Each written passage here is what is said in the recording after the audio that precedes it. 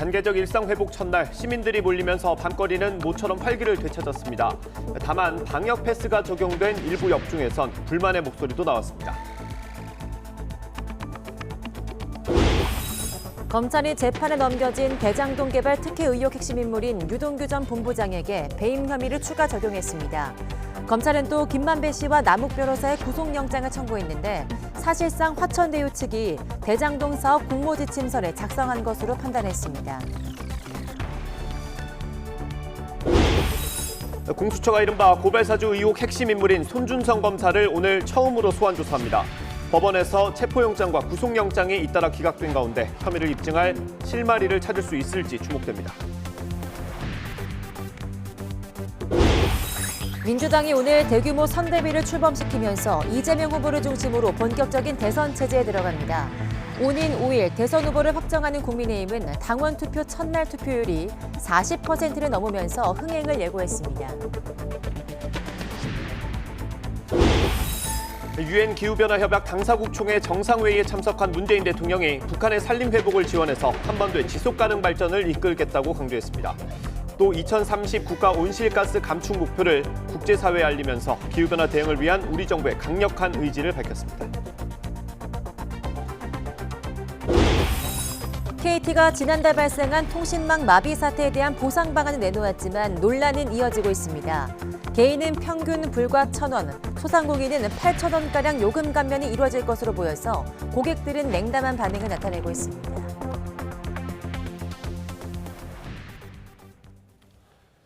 시청자 여러분 안녕하십니까? 11월 2일 굿모닝 YTN 시작합니다.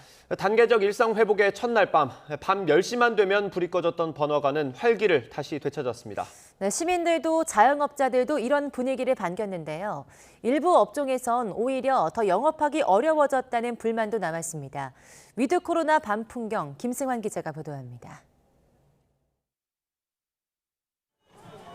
젊은 층이 많이 찾는 서울 홍대 인근입니다.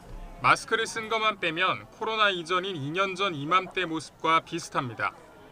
영업시간 제한이 없어진 식당과 카페는 물론 유흥시설도 오랜만에 활기를 되찾았습니다. 그동안 많은 제재를 받았던 감성주점은 빈자리가 없을 정도입니다. 홍대를 정말 오랜만에 나왔는데 제가 이제 해보고 싶은 거 이제 있잖아요. 그런 커피도 마시고 노래방도 가고 뭐 걸으면서 풍경도 보고 이제 사람 구경도 하고 싶습니다. 지금 시간은 밤 10시 20분입니다. 일상 회복 이전에는 영업하는 가게들이 없어서 다니는 사람을 보기 힘들었는데 이제는 꽤 많은 사람들이 거리에 다니는 모습을 확인할 수 있습니다. 자정이 가까운 시간에도 PC방에는 손님들로 가득합니다. 그동안 매상이 쏠쏠할 시간에 운영하지 못했던 터라 단계적 일상 회복이 반갑기만 합니다. 10시 마감할 때는 매출도 떨어지고 손님들도 금방 나가셨는데 다시 12시 이후에도 시간이 되므로 매출 상승되고 손님도 몰리고 있습니다. 하지만 방역 패스가 있어야 들어갈 수 있는 고위험 다중이용시설로 분류된 노래 연습장에서는 오히려 손님이 줄었다는 볼멘 소리도 나옵니다. 지금 이게 풀어주는 게 아니라 사람 노동만 더 시키는 거예요. 그래서 이게 너무 형평성이 안 맞고 기대감과 실망이 함께했던 단계적 일상 회복의 첫날 밤이었습니다. YTN 김승환입니다. 네, 이렇게 일상 회복의 첫발을 뗐고 이제 방역이 완화된 만큼 확진자 숫자는 늘어날 가능성이 큽니다. 정부는 하루 환자 5,000명을 한계로 보고 있고 이거에 넘어가거나 중환자 병상 가동률이 기준보다 높아지면 비상계획을 발동하기로 했습니다. 이영환 기자입니다. 식당, 카페 같은 다중이용 시설이 24시간 문을 열 수 있고 수도권 10명, 비수도권 12명 사적 모임 완화로 웬만한 회식도 가능해졌습니다. 일상 회복 시작과 함께 환자 급증이 우려되는 이유입니다.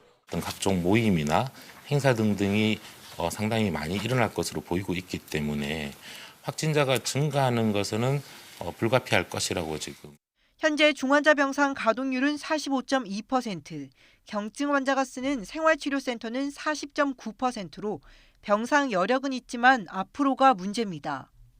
정부는 지금 의료체계로 감당 가능한 하루 확진자 규모를 5,000명 정도로 보고 있습니다. 이를 넘어서고 중환자병상 가동률이 75%가 되면 일상 회복을 멈추고 비상 계획을 준비한다는 방침입니다. 앞서 4차 대유행이 본격화했던 지난 8월 중환자병상 가동률은 70%에 달했습니다. 전문가들은 70%가 되기 전에 비상 계획 가동을 결정해야 제때 치료받지 못해 중증으로 진행하는 환자를 최소화할 수 있다고 지적합니다. 지금 전문가들의 어떤 그 조언에 따르면 한 60% 정도 내외에 있었을 때는 예비 명령을 좀 준비를 해야 되지 않느냐라는 제안들을 하고 있습니다.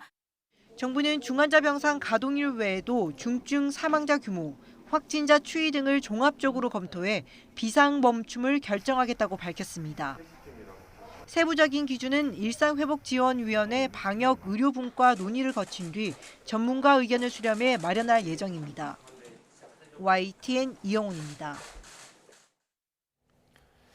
태국과 이스라엘, 호주를 포함해서 세계 각국이 위드 코로나를 시작했습니다. 코로나19 대유행 이후 빗장을 걸었던 하늘길을 개방하면서 이들 국가의 공항은 오랜만에 활기찬 모습을 보였습니다. 김진호 기자가 보도합니다. 태국 방콕 공항이 관광객들로 북적입니다. 한국과 미국, 영국 등 63개국 관광객에게 다시 문을 열었습니다. 검역으로 시간이 걸렸지만 관광객들에게는 문제가 되지 않습니다. It was okay. It was pretty smooth. Yeah, pretty smooth. We knew it would take a while, but okay. 코로나19 백신 접종을 완료하고 태국 도착 후 유전자 증폭 검사에서 음성이 확인된 방문객은 격리가 면제됩니다. 태국은 주 수입원인 관광업을 살리기 위해 재개방을 택했습니다. 이스라엘도 현지 시간 1일부터 외국인 관광객에게 국경을 개방했습니다. 백신 접종을 마쳐야 하며 백신을 맞은 경우라도 당국이 인정하는 조건을 갖춘 경우만 입국이 가능합니다. 이스라엘이 외국인 개별 관광객의 입국을 허용한 것은 지난해 3월 이후 20개월 만으로 관광 종사자들의 기대가 큽니다. All this 1 year and a half, it was little bit empty here. And now, from the 1st of November, I think it's a new beginning. 코로나19 대유행 이후 18개월 동안 세계에서 가장 엄격한 입국 정책을 시행한 호주도 1일부터 국경 제한을 완화했습니다.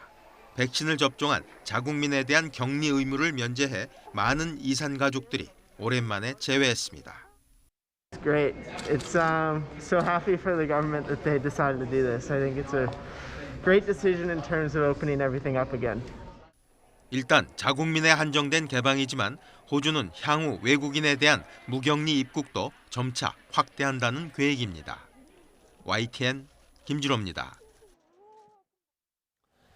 코로나19 확산 우려로 제한됐던 외국인 근로자 입국이 조만간 완화될 예정입니다. 안경덕 고용노동부 장관은 현지 예방접종이나 PCR 음성 확인 조치를 거쳐서 모든 송출국에서 외국인 근로자를 받아들이는 등 늦어도 이달 말부터는 외국인 근로자 도입이 확대될 수 있도록 하겠다고 말했습니다.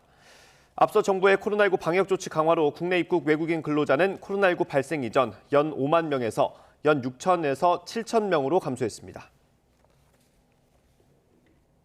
단계적 일상회복 시행 첫날인 어제 밤 9시까지 코로나19 신규 확진자는 1,323명으로 집계됐습니다. 수도권이 1,016명, 수도권 외 지역이 307명입니다. 17개 시도 가운데 부산을 제외한 확진자 합계로 부산은 어제부터 실시간 수치를 발표하지 않기로 해서 집계에서 제외됐습니다. 오늘 0시 기준으로 발표될 신규 확진자는 1,600명 안팎이 될 것으로 보입니다.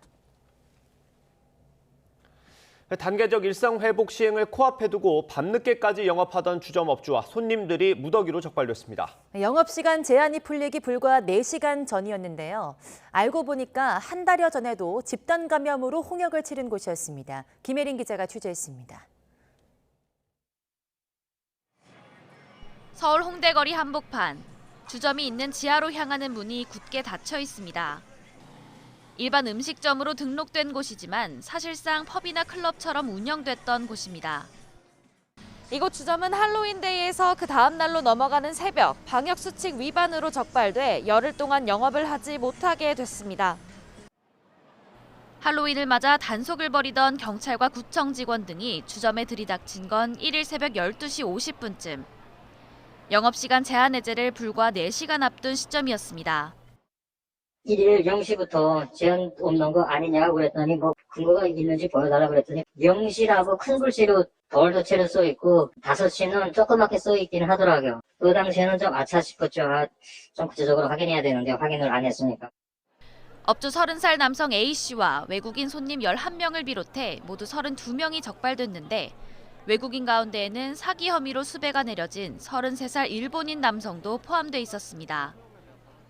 관할구청은 영업주와 손님 등을 감염병 예방법 위반으로 경찰에 고발하기로 했습니다. 고발 대상이거든요. 영업시간 이후에 영업하는 거는 이제 뭐 경찰서 가서 본인들이 이제 그 사유를 이런 생각 뭐 자출하시면. 알고 보니 이 주점은 지난 9월에도 집단 감염이 일어나 2주간 영업이 정지된 시설이었습니다. 전국 각지에서 모인 베트남인들이 지인 모임을 한 뒤 확산세가 번졌습니다. 자연 환기가 어려운 지하에 있는 탓에 당시 관련 누적 확진자는 74명까지 늘었습니다. 해당 시설은 지하에 위치하고 있어 자연 환기가 어려웠고 밀폐된 환경에서 방문자들의 거리 두기가 어려웠으며 일부 확진자는 마스크 착용이 미흡하여 전파된 것으로 보고 단계적 일상 회복 직전 할로윈 데이가 겹치면서 사흘 동안 전국에서 방역수칙 위반으로 적발된 사람은 모두 1,289명. 방역당국은 단계적 일상 회복 과정에서도 감염이 확산할 가능성에 대비해 고위험 다중이용시설 등에 대한 단속을 강화할 방침입니다. YTN 김혜린입니다. 검찰이 대장동 개발 특혜 의혹의 핵심 인물 김만배 씨와 남욱 변호사 그리고 공사에서 일했던 정민용 변호사의 구속영장을 청구했습니다. 검찰은 민간 사업자가 유리한 구조를 만들기 위해 건넨 필수 조항들이 공모지침에 그대로 반영됐다고 판단한 걸로 확인됐습니다. 사실상 화천대유가 지침을 만든 거나 다름없다는 건데 대부분 아이디어가 정영학 회계사 머리에서 나왔다고 보고 있습니다. 결국 민간 사업자들이 판을 짜고 공공은 막대한 뇌물에 넘어갔다는 게 검찰의 구상입니다. 김다연 기자의 단독 보도입니다. 검찰은 대장동 핵심 인물들의 구속영장을 청구하면서 범행 경위와 공모 관계를 여러 장에 걸쳐 구체적으로 설명했습니다. 최초의 청탁 의뢰자로 지목한 사람은 다름 아닌 정영학 회계사입니다. 정 회계사는 평소 알고 지내던 최윤길 전 성남시의회 의장을 통해 유동규 전 공단 기획본부장을 소개받아 공사를 설립해 민관 합동 개발 방식으로 대장동 사업이 추진될 수 있게 해달라고 청탁한 것으로 조사됐습니다. 편의 제공의 대가는 막대한 개발 이익의 약속이었습니다. 추후 개발 이익이 현실화하는 시점에 김만배 씨가 유동규 전 본부장에게 남욱 변호사가 정민용 변호사에게 대가를 지급하기로 암묵적 의사를 모았다는 게 검찰 판단입니다. 특히 영장 청구서엔 대장동 공모지침서 작성 과정이 상세히 기술돼 있는 것으로 파악됐습니다. 정영학 회계사는 민간 사업자 이익을 극대화하기 위해 공모지침서에 들어갈 필수 조항을 김만배 씨에게 설명했고 김 씨는 이를 유동규 전 본부장에게 전달한 것으로 알려졌습니다. 이에 유 전 본부장은 당시 공사에 근무하던 정민용 변호사에게 그대로 반영하라고 지시했고 정영학 회계사는 사업 시행권을 화천대유가 독점할 수 있도록 건설업자의 사업 신청 자격을 배제하는 등의 필수 조항을 요청하기도 했습니다. 정 회계사 머릿속에서 나온 필수 조항들은 이후 공모지침서에 그대로 반영됐고 김만배 씨 등은 공모지침서 공고 전에 미리 성남에 뜰 사업계획서 초안을 작성하고 화천대유를 설립했습니다. 그 이후는 알려진 대로 화천대유가 대장동 사업을 따냈고 천문학적 이익을 거둬들였습니다. 영장 청구 대상에선 빠진 정 회계사가 공범들의 주요 혐의 곳곳에서 핵심 역할을 하며 대장동 개발 특혜 의혹에 사실상 브레인 역할을 한 겁니다. 이 같은 정황은 검찰이 대장동 4인방과 정민용 변호사의 역할 분담을 구체적으로 적시한 부분에서도 드러납니다. 김만배 씨는 대장동 개발 사업 총괄과 로비, 남욱 변호사는 대출 자금 조달, 정영학 회계사는 사업 계획서 작성과 회계, 유동규 전 본부장은 내부 정보 제공으로 특혜 제공 역할을 한 것으로 지목됐습니다. 이들이 수년 동안 계획적으로 성남시 측에 최소 651억, 많게는 수천억 원의 손해를 끼친 배임 혐의를 공모했다는 게 수사 착수 한 달째를 맞은 검찰의 결론입니다. YTN 김다연입니다. 배임 혐의 퍼즐을 맞춘 검찰은 뇌물 혐의로만 재판에 넘겼던 유동규 전 본부장도 추가 기소했습니다. 배임 액수는 최소 651억 원, 특정하지 못한 것까지 더하면 수천억 원에 달할 것으로 추정하고 있습니다. 검찰은 유 전 본부장이 화천대유를 작정하고 밀어주면서 사업 이익을 나눌 때도 오히려 공사 이익을 축소하려고 했던 걸로 보고 있습니다. 김경수 기자의 보도입니다. 지난달 21일 검찰이 가장 먼저 재판에 넘긴 유동규 전 성남도시개발공사 기획본부장 공소장에는 배임 혐의가 적시되지 않았습니다. 유 전 본부장 기소 일주일 전 배임과 뇌물 혐의를 적용했던 화천대유 대주주 김만배 씨 구속영장이 소명 부족을 이유로 법원에서 기각된 영향이 컸습니다. 성남시 등 당시 윗선 수사로 이어질 배임 혐의에 대한 수사가 미비한 것 아니냐는 비판이 잇따랐고 검찰은 뒤늦게 성남시청을 압수수색하는 등 보강 수사를 이어왔습니다. 재청구된 김만배 씨 구속영장과 유 전 본부장 추가 공소장에 적시된 배임 혐의 구조는 일단 앞선 수사 때보다는 좀 더 구체화됐습니다. 우선 유 전 본부장과 김 씨 등이 공모해 사업 공모 지침서부터 민간업자에 유리하게 작성했다는 내용이 담겼습니다. 출자 지분율에 따라 이익을 배분하지 않고 성남도시개발공사 몫의 이익은 사실상 한정하도록 했다는 겁니다. 사업자 선정 과정에서도 화천대유가 참여한 컨소시엄에 점수를 몰아주는 등 불공정하게 배점을 조정한 것으로도 드러났습니다. 당시 심사엔 남욱 변호사의 측근으로 성남도시개발공사에서 일하던 정민용 변호사 등이 직접 참석하기도 했습니다. 사업협약 등 개발이익 분배 협의 과정에선 공사가 받는 고정수익마저도 축소하려 했다는 게 검찰 판단입니다. 평당 1,500만 원 이상인 택지 분양가를 100만 원가량 싸게 책정해 분배 대상이 되는 이익 규모 자체를 줄였다는 겁니다.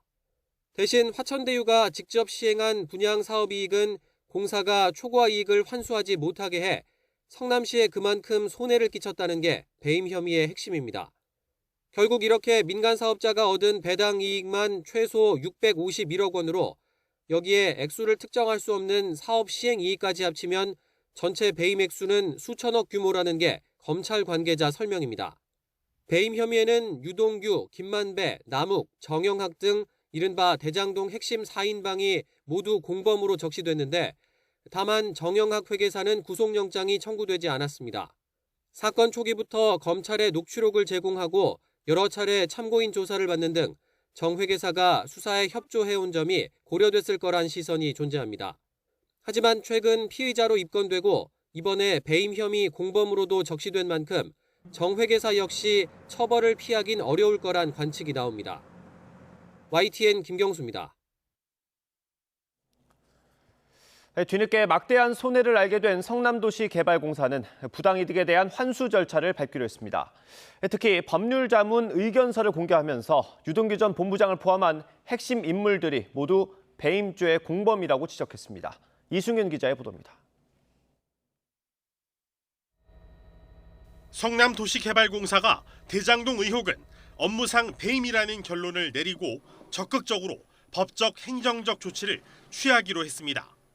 공사는 대장동 개발 민간 사업자의 부당이득 환수를 청구할 수 있다는 법률자문 의견서도 공개했습니다.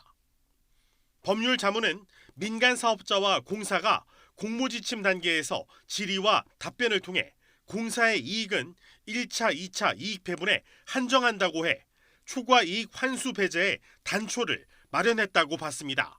또 사업협약서 초안에 있던 초과 이익 환수 조항도 7시간 만에 삭제해 당시 성남도시개발공사는 민간 사업자에게 이익을 몰아줘 배임죄가 성립된다고 밝혔습니다. 유동규 당시 성남도시개발공사 사장 직무대행과 관련 직원, 화천대유 자산관리, 천화동인 1호에서 7호 등 민간 사업자 측 관련자들을 업무상 배임의 공범이라고 덧붙였습니다. 사업협약서의 초과 이익 환수 배제 조항은 모든 국민의 이익을 불법으로 취득하는 것으로 민법 103조에 따라 무효라는 내용도 포함됐습니다. 그것을 유동규 본부장이 어떻게 했습니까? 그거는 제가 모르고 있다가 계약이 완료됐을 적에 빠져 있는 것은 확인이 됐습니다. 성남도시개발공사는 민간 사업자가 받은 배당액 4,039억 원 가운데 정당한 수익 2,246억 원을 공제한 1,793억 원은 부당이득이라며 손해배상 청구에 나선다는 방침입니다.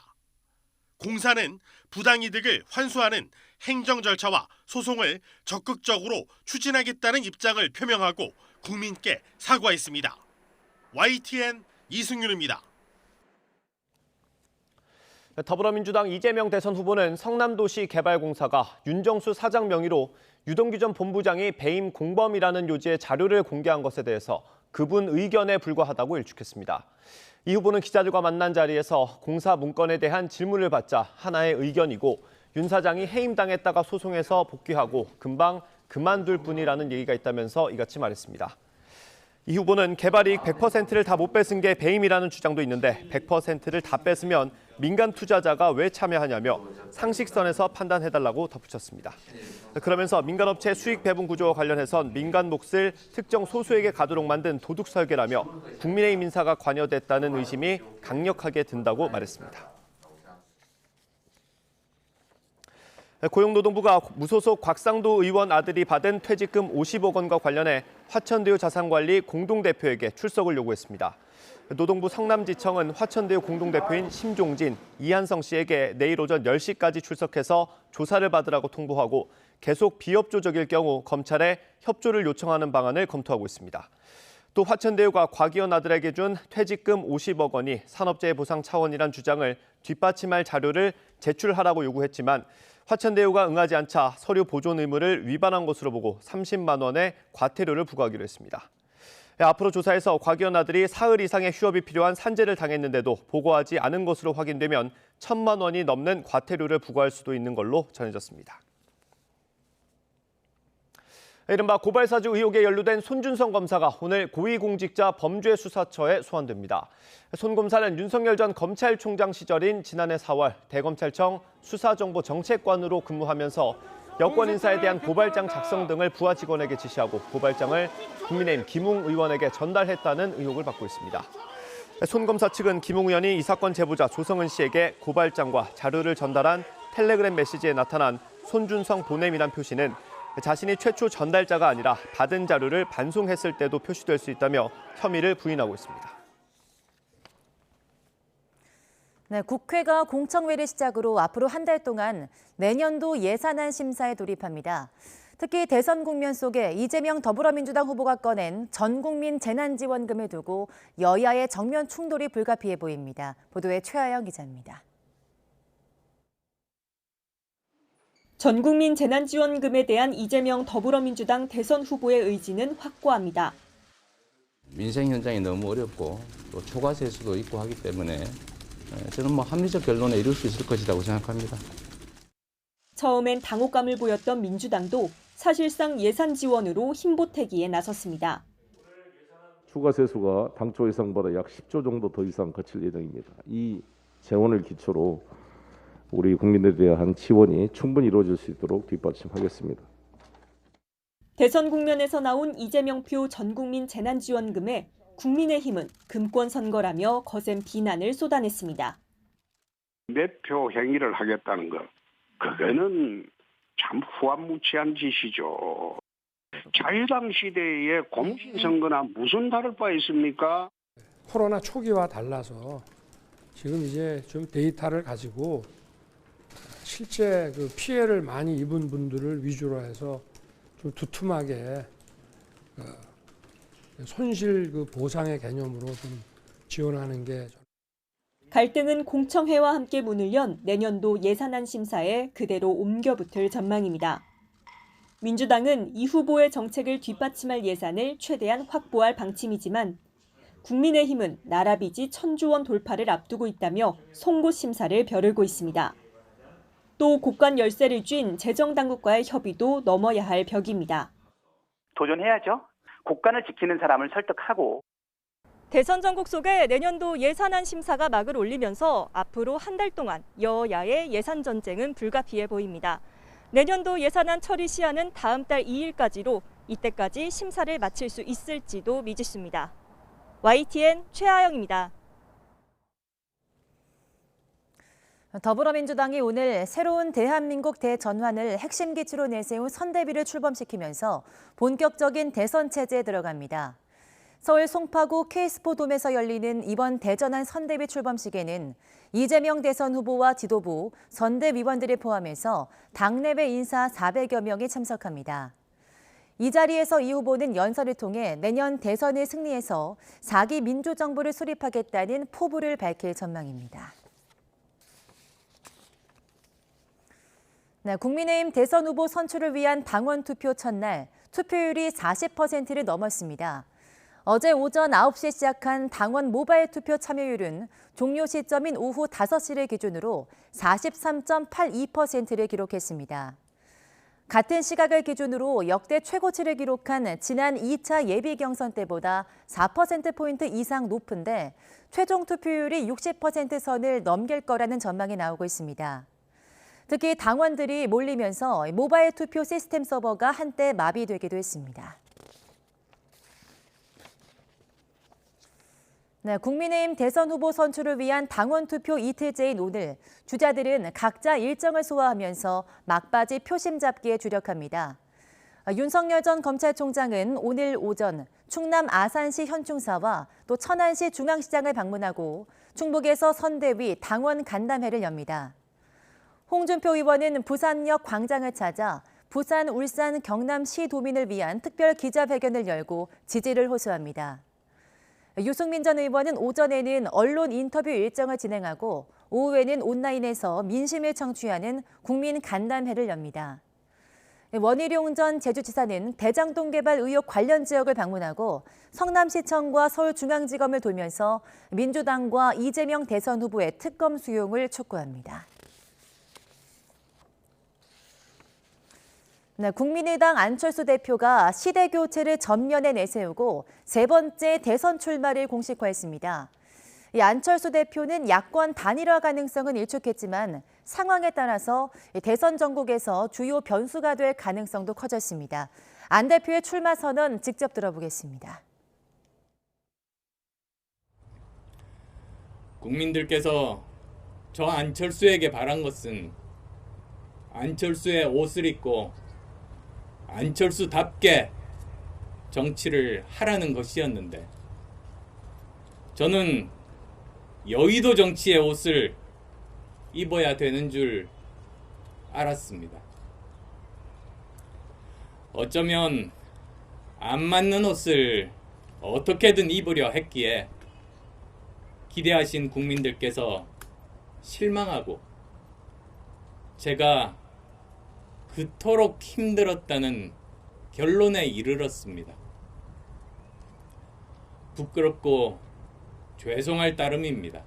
저는 국가 경영을 위한 도전에 다시 나서고자 합니다.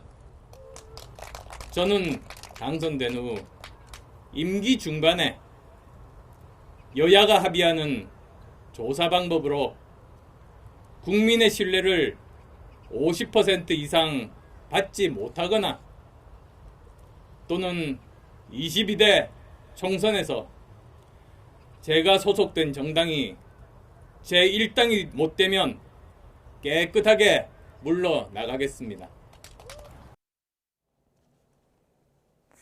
최재해 감사원장 후보자에 대한 국회 인사청문회가 오늘 오전 열립니다. 인사청문회에서는 최 후보자가 과거 노무현 대통령 당선자 인수위원회를 거쳐 문재인 당시 청와대 민정수석 휘하 행정관으로 일한 것과 관련해서 이른바 코드 인사 논란이 집중적으로 다뤄질 전망입니다.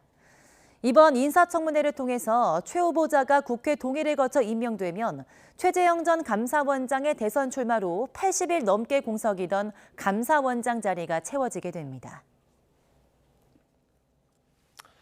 문재인 대통령의 유엔 기후변화 협약 당사국 총회에서 온실가스를 줄이기 위한 우리 정부의 강력한 의지를 밝혔습니다.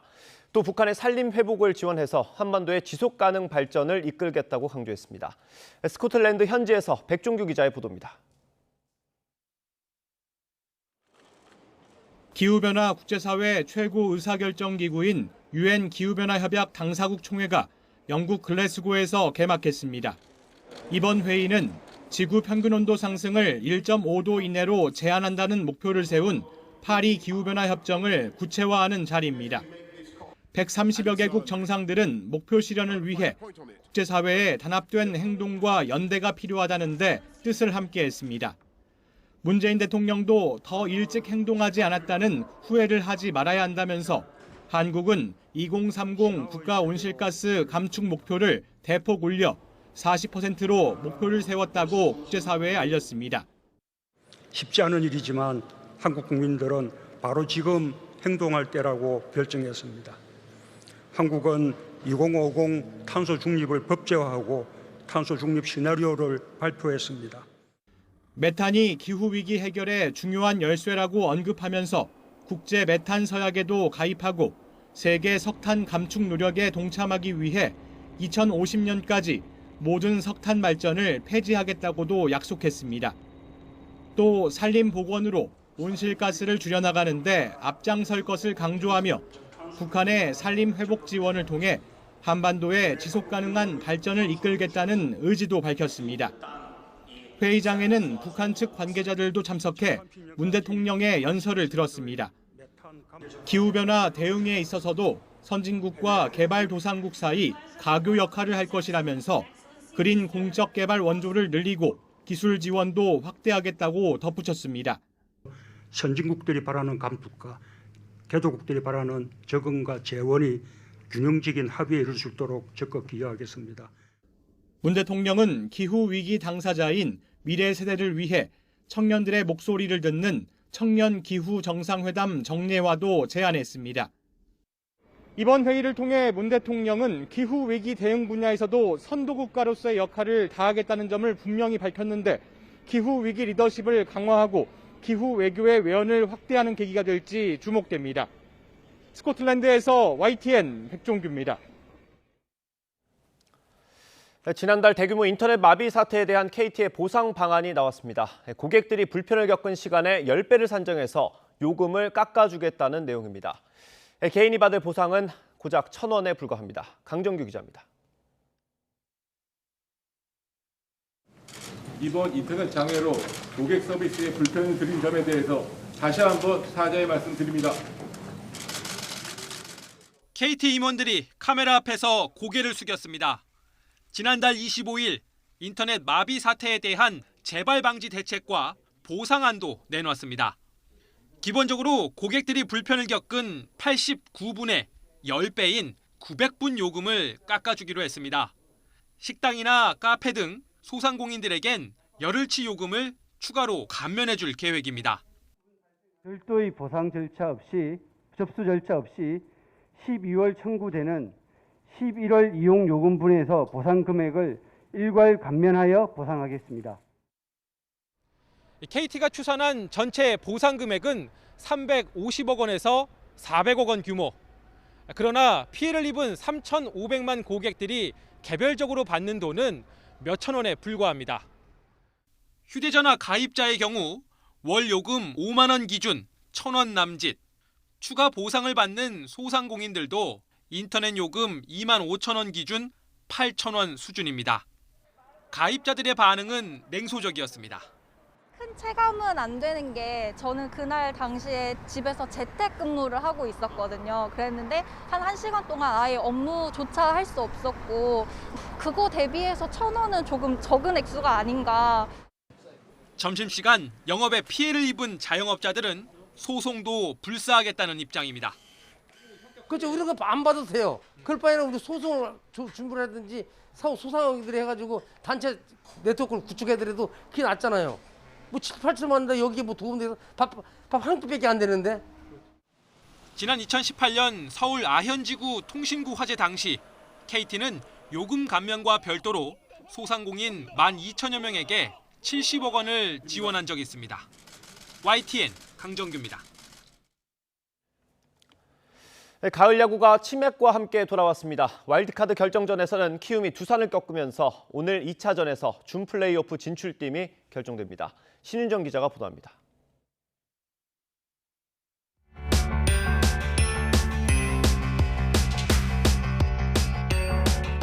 단계적 일상 회복 조치로 전 좌석 입장이 가능해진 2021년 프로야구 포스트 시즌. 와일드카드 결정 1차전에는 잠실구장 좌석의 절반 수준인 12,400여 명이 찾아 최근 2년간 한 경기 최다 관중을 기록했습니다. 코로나 때문에 한 거의 2년 가까이 되게 좀 많이 답답했었는데 오랜만에 나들이 하고 되게 좋은 것 같습니다. 네. 실외구장 취식도 가능해져 치킨과 맥주 등을 만끽하는 야구 팬들도 많았습니다. 정말 이 맛을 느끼고 싶었어요. 처음에 야구장 들어올 때부터 그 냄새 있잖아요. 야구장의 향기. 너무 행복했습니다. 코로나19 사태 이후 그 어느 때보다 간절하고 소중해진 현장의 뜨거운 응원 속에 키움과 두산은 가을 야구의 막을 힘차게 열었습니다. 경기는 중반 이후 엎치락 뒤치락했습니다. 키움이 5회와 7회 한 점씩을 뽑자 두산은 7회 대타 김인태의 동점 적시타로 승부를 원점으로 돌려놨습니다. 8회 키움이 수비 실수를 틈타 2점을 다시 앞서가자 이번에는 김재환이 짜릿한 동점 투런 홈런으로 응수했습니다. 마지막 승부처 9회 타격왕 이정후가 2타점 2루타를 치며 명암을 갈랐고 박병호가 쐐기를 박았습니다. 두산이 9회 말 만루를 만들었지만 더 이상 추격은 없었습니다. 일단 가을 야구 같은 경기를 해서 너무 재밌었고 또 제가 이렇게 결승타를 쳐서 이기게 돼서 더 기분 좋은 것 같습니다. 최초의 또 와일드카드 업셋을 할 수 있도록 열심히 하겠습니다. 두산이 2차전 무승부만 해도 준 플레이오프 티켓을 따낼 수 있긴 하지만 먼저 1승을 챙긴 키움의 상승세가 관건입니다. YTN 신윤정입니다. 네, 오늘은 어제보다 조금 더 따뜻한 옷차림을 해주셔야겠습니다. 아침 공기가 차가워지면서 현재 서울 기온은 8도, 춘천은 5도 선에 머물고 있고요. 아침 사이 기온은 1, 2도 정도 더 떨어질 것으로 보입니다. 한낮에는 가을 햇살에 일교차가 크게 벌어지겠습니다. 오늘도 내륙에는 출근길 안개가 짙어지고 있어서 주의가 필요합니다. 대부분 지역에서 대기질은 깨끗하겠지만 충북과 대구는 오전 동안 공기가 탁하겠습니다. 오늘 하늘에는 구름만 간간히 지나겠고 영동 지역은 5mm 안팎의 비가 살짝 내리겠습니다. 현재 기온은 어제보다 2, 3도가량이 낮습니다. 서울과 대구가 8도, 대전은 10.8도를 나타내고 있습니다. 한낮에는 선선하겠습니다. 서울과 대전, 광주의 낮 기온이 17도, 부산은 20도가 되겠습니다. 내일 밤부터 모레 새벽 사이 수도권에는 비가 잠깐 지나겠습니다. 이후 입동인 일요일 전국에 비가 내린 뒤 날이 급격하게 추워지겠습니다. 지금까지 날씨 정보였습니다.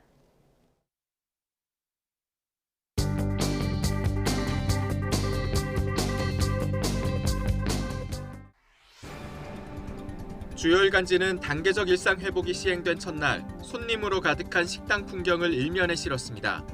오랜만에 한데 모여 식사하고 술잔을 기울이는 모습에 신문들은 651일 만에 맛보는 자유, 이 모습이 평범한 일상입니다 등의 제목을 달았습니다. 조선일보는 대장동 개발 의혹의 핵심 인물인 유동규 전 성남도시개발공사 기획본부장이 2015년 화천대유 대주주 김만배 씨에게 우리 공사의 임대주택 용지 하나만 주고 나머지 블록은 화천대유가 다 가져가라고 말했다고 보도했습니다. 이후 김 씨는 공모지침서에 추가 이익 분배를 요구하지 않는다는 등의 7개 조항 삽입을 요구했고 검찰은 이를 배임 혐의의 핵심으로 보고 있다고 신문은 전했습니다. 중앙일보는 대장동 개발 당시 성남시장이던 민주당 이재명 대선 후보에 대해 검찰이 배임 혐의 적용이 어렵다는 잠정 판단을 내렸다고 보도했습니다. 정책적 판단이고 사익 추구가 없다는 이유지만 법조계 일각에선 특정 업체에 수천억의 이익을 몰아줘 성남시에 손해를 끼친 사안이 감수할 만한 정책적 판단인지 모르겠다는 반응도 나옵니다. 한국일보는 제2의 대장동을 꿈꾸며 대박 쫓는 6만 개의 불나방이란 제목의 기사를 일면에 실었습니다. 550억을 투입해 메디컬 건물을 지어 매출 700억을 올리고 세금을 내고도 순수익 75억 원을 챙긴 이모 씨 사례를 들며 한 건만 성공해도 평생 먹고 산다는 시행업계의 속설도 소개했습니다.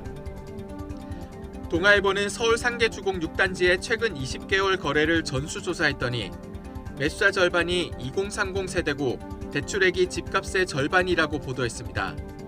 2030 세대는 올 들어 노원구 아파트를 평균 7억 1천만 원에 매입하면서 은행에서 3억 3천만 원을 빌렸다며 금리 상승 시 상환 부담이 커질 수밖에 없는 구조라고 지적했습니다.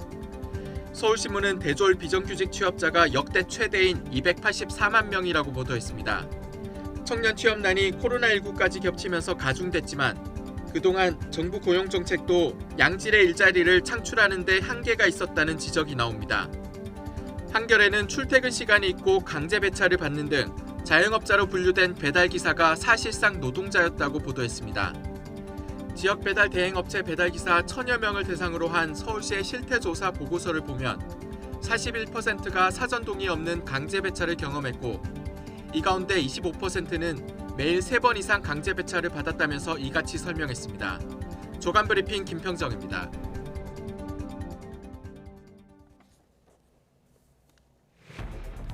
검찰이 대장동 의혹 핵심 인물 김만배 씨와 남욱 변호사의 구속영장을 청구하면서 사실상 화천대유 측이 공모 지침서를 작성한 걸로 판단했습니다.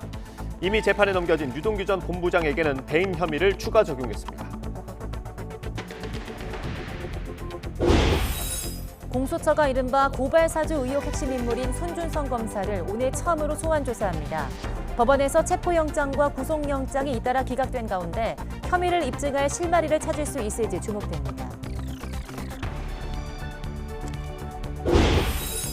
단계적 일상회복 첫날 시민들이 몰리면서 밤거리는 모처럼 활기를 되찾았습니다. 다만 방역 패스가 적용된 일부 업종에선 불만의 목소리도 나왔습니다. 정부가 주택 공급 대책에 속도를 내고 있지만 실제로 올해 공급이 이뤄진 물량은 1년 전보다 크게 줄어든 것으로 나타났습니다. 물량 부족 영향으로 전국 미분양 주택도 빠르게 감소하고 있습니다. 대장동 개발 특혜 의혹을 수사하고 있는 검찰이 김만배 씨와 남욱 변호사의 구속영장을 청구했습니다. 앞서 뇌물 혐의로만 재판에 넘겨진 유동규 전 본부장에 대해서는 배임 혐의로 추가 기소했습니다. 오철희 기자입니다. 서울중앙지검 전담수사팀이 유동규 전 본부장을 특정 경제범죄 가중처벌법상 배임 등의 혐의로 추가 기소했습니다. 지난달 공소장에 배임 혐의를 적시하지 못한 채 뇌물 등의 혐의로만 우선 재판에 넘긴 지 11일 만입니다. 배임 액수 산정 등 혐의를 밝히는 데 그간 어려움을 겪어왔지만 보강 조사를 통해 유의미한 진술과 물증을 확보한 것으로도 해석됩니다. 검찰은 특히 유 전 본부장이 이익 분배와 사업자 선정 과정에서 화천대유에 특혜를 줘서 막대한 개발 이익을 얻도록 하고 성남 도시개발공사가 최소 651억 원 상당의 손해를 떠안았다고 명시했습니다. 이와 함께 검찰은 유 전 본부장이 화천대유 대주주 김만배 씨로부터 특혜 제공에 따른 뇌물 700억 원을 약정받고 이 가운데 5억 원을 먼저 받았다는 혐의 역시 추가 기소한 공소장에 포함했습니다. 김 씨 영장 심사 당시 전액 현금이라고 기존 입장을 번복했다가 이번엔 관련자 진술과 수표 추적 결과 보강을 통해 수표 4억 원이 포함됐다고 다시 정정했습니다. 검찰은 또 유 전 본부장을 배임 혐의로 추가 기소하면서 김만배, 남욱, 정영학, 정민용 4사람을 공범으로 명시하고 구속영장 기각 보름 만에 김만배 씨에 대한 영장을 다시 청구했습니다. 체포했다가 석방한 남욱 변호사, 공모지침서 작성에 주도적으로 관여한 정민용 변호사까지 영장 청구 대상에 한꺼번에 포함했습니다. 다만 김만배 씨에 대해서는 앞서 기각된 영장에 적시됐던 곽상도 의원 아들의 화천대유 퇴직금 50억 원 뇌물 혐의를 이번에는 제외했습니다. 곽 의원에 대한 소환도 아직 이뤄지지 않았다는 점에서 추가 조사가 필요하다는 게 검찰의 설명입니다. 기각과 석방 뒤 절치부심 끝에 혐의를 다져왔던 검찰이 주요 인물들에 대한 신병 확보에 나섰는데 구속 여부가 수사의 성패를 가릴 것으로 보입니다. 부실 수사라는 지적과 함께 특검 도입 요구가 계속 나오는 상황에서 구속 전 피의자 신문 측 영장실질 심사가 열리는 내일이 검찰 수사팀의 운명의 날이 될 전망입니다. YTN 우철입니다. 고발사주 의혹을 수사하고 있는 고위공직자 범죄수사처가 핵심 피의자 손준성 검사를 오늘 불러서 조사합니다. 앞서 구속영장 심사 단계에서 양측의 패가 어느 정도 공개됐는데요. 공수처가 손검사의 반박 논리를 깨고 고발장 작성자의 실체를 가려낼 수 있을지 주목됩니다. 손효정 기자입니다. 고위공직자 범죄수사처가 고발사주 의혹의 핵심 피의자 손준성 대구고검 인권보호관을 오늘 불러 조사합니다. 손 검사가 윤석열 전 검찰총장과 함께 직권남용 등 혐의로 공수처에 입건된 지 50여일 만입니다. 손 검사는 지난해 대검 수사정보 정책관으로 재직하며 범여권 인사들에 대한 고발장을 작성하고 야당에 전달하는 데 개입했다는 의혹을 받고 있습니다.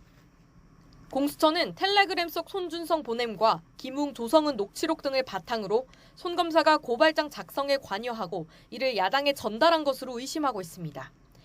하지만 공수처가 전격 청구한 손 검사의 구속영장을 법원이 구속 필요성과 상당성이 부족하다며 기각하면서 수사는 난관에 부딪혔습니다.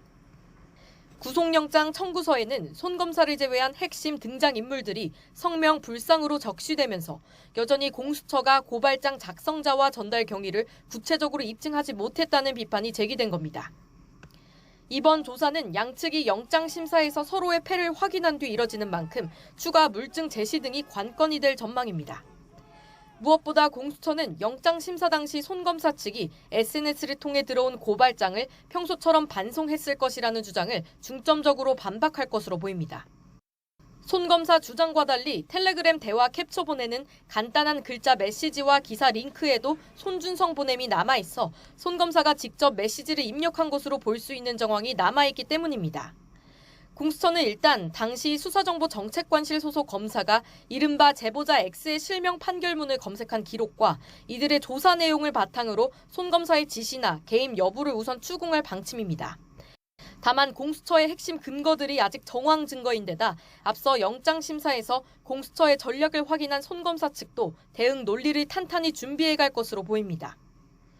공수처는 또 다른 핵심 인물인 김웅 의원도 이르면 이번 주 소환할 예정으로 일단 손 검사에 대한 조사 결과가 당시 검찰 윗선으로 가는 분기점이 될 전망입니다.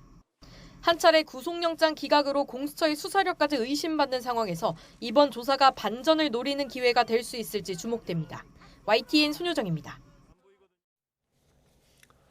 네, 코로나19 소식입니다. 어젯밤 9시까지 확진자는 모두 1,323명으로 집계됐습니다. 17개 시도 가운데 부산을 제외한 확진자 합계로 부산은 어제부터 실시간 수치를 발표하지 않기로 해서 집계에서 제외됐습니다. 수도권이 1,016명, 수도권 외 지역이 307명입니다. 오늘 0시 기준으로 발표될 신규 확진자는 1,600명 안팎이 될 것으로 보입니다. 정부가 지난해 잠잠했던 독감이 올해는 유행할 수도 있다며 백신 접종을 권고했습니다. 코로나19 예방접종 대응추진단은 일상회복이 진행되면 지난해 독감 유행을 막았던 요소가 사라지면서 올해는 유행할 수 있다는 의견도 있다며 이에 대비해서 독감 백신도 접종해 줄 것을 당부했습니다. 코로나19 세계 대유행 여파로 각국 방역이 강화되고 국가 사이 이동이 줄면서 지난해에는 독감이 유행하지 않았습니다. 정부는 단계적 일상 회복 이후 하루 확진자가 최대 3배까지 늘어날 것으로 내다봤습니다. 손영래 중앙사고수습본부 사회전략반장은 라디오 방송 인터뷰에서 일상 회복 진입 후에 환자가 2~3배 늘어날 것으로 본다고 밝혔습니다. 현재 의료체계가 감당 가능한 환자 규모는 5,000명 수준으로 제시했습니다. 미접종자가 전체 확진자의 70%, 접종 완료자가 30%를 구성하는 상황에서 하루 환자 5,000명 정도가 의료 역량 한계라는 겁니다.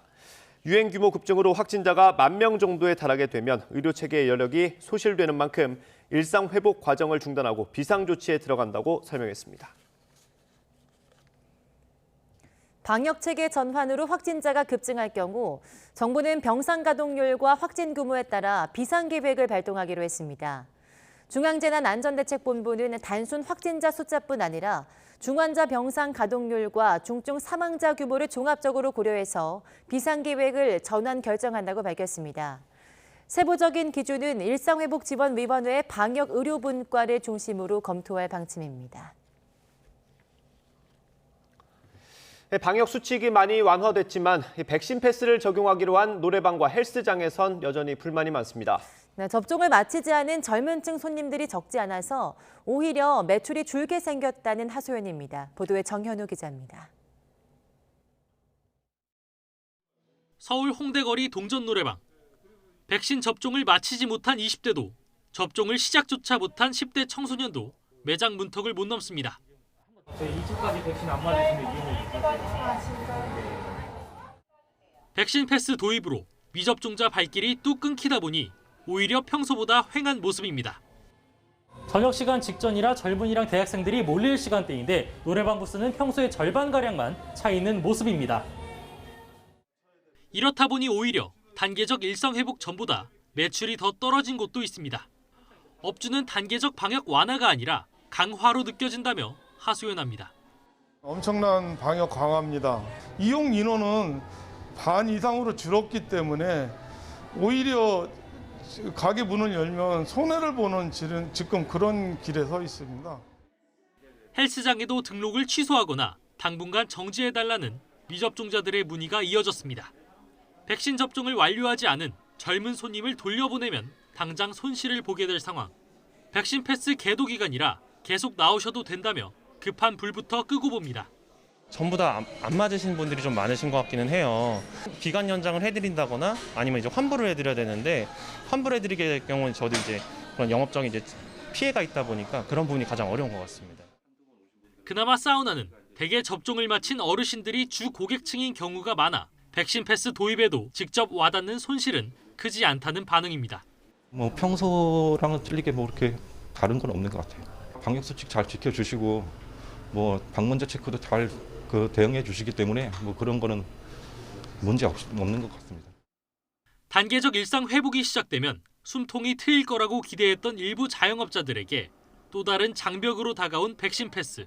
모두를 위한 조치라는 방역 당국의 호소보단 폐업을 목전에 둔 통장 사정이 눈앞의 현실인 만큼 계도 기간 후 본격 단속이 시작되면 갈등도 더욱 고조될 것으로 보입니다. YTN 정윤호입니다. 비수도권도 단계적 일상 회복이 시작되면서 조금씩 활기가 도는 모습입니다. 하지만 대구 등 일부 지역의 하루 신규 확진자가 60명에 육박하는 등 코로나19 확산세가 좀처럼 수그러들지 않고 있어서 불안 요소는 여전한 상황입니다. 허성준 기자가 취재했습니다. 지난해 신천지 대구교회 등 대규모 집단 감염으로 홍역을 치른 대구. 자영업자들은 2년에 가까운 시간 동안 길고 긴 어둠의 터널을 지나왔습니다. 이제 단계적 일상회복 조처가 본격적으로 시행되면서 조금씩 희망의 싹을 틔우기 시작합니다. 코로나 사태 이후에 매출이 50%가 떨어졌어요. 근데 인원이 그래도 조금씩 풀리면서 매출이 조금씩 올라가고 있는데 좀 더 큰 기대를 하고 있고, 크리스마스나 신년 그리고 할로윈 이런 행사들이 여러 개 겹치니까 우려가 되긴 하는데 저희 입장에서는 자유롭게 다닐 수 있으니까 그런 부분은 좋죠. 식당과 카페, 노래 연습장 등의 시간 제한이 해제된 데다 비수도권의 경우 사적 모임도 12명까지 허용됩니다. 그간 움츠러들었던 결혼식과 전시회, 박람회 등도 다시 활성화될 것으로 기대됩니다. 작년에 너무 위축되었잖아요, 코로나 때문에. 그래서 굉장히 걱정이 많았습니다. 그래서 마침 위드 코로나 그게 발표됨으로 해서 아무래도 훨씬 더 완화됨으로 해서 더 자유롭게 관람자들이 많이 올 것 같습니다. 하지만 현실은 녹록지 않습니다. 종교시설과 요양병원에서 집단 감염이 끊이지 않으면서 대구에서만 하루 사이 50여 명이 확진됐습니다. 대구시는 단기적으로 환자가 급증할 것으로 보고 확진자 재택치료에 행정력을 모으고 있습니다. 환자 분류, 재택치료자 건강관리, 24시간 응급 이송체계, 지원 물품 전달 및 무단 이탈 확인, 모니터링 등을 통해 효율적인 대책 치료 체계를 구축하고 단계적으로 확대해 나가겠습니다.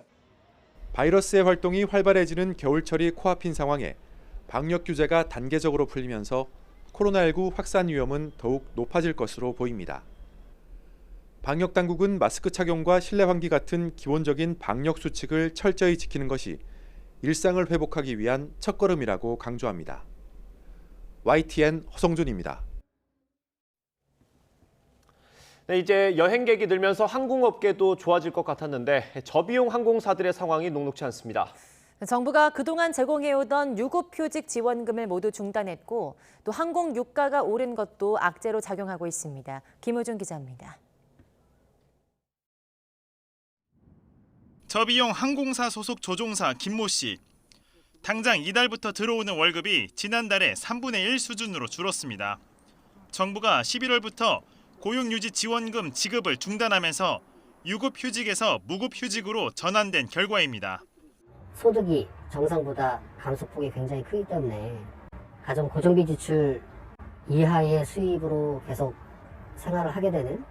고용노동부는 애초 항공사 지원금을 지난 6월까지만 지급하기로 했지만 코로나19 확산세로 2차례나 연장했습니다. 결국 단계적 일상회복 조치와 함께 형평성을 고려해 11월부터 지원금 지급을 종료했습니다. 그동안 정부 지원금에 의존해오던 일부 항공사는 경영난 때문에 다시 무급휴직에 들어갈 수밖에 없는 상황입니다.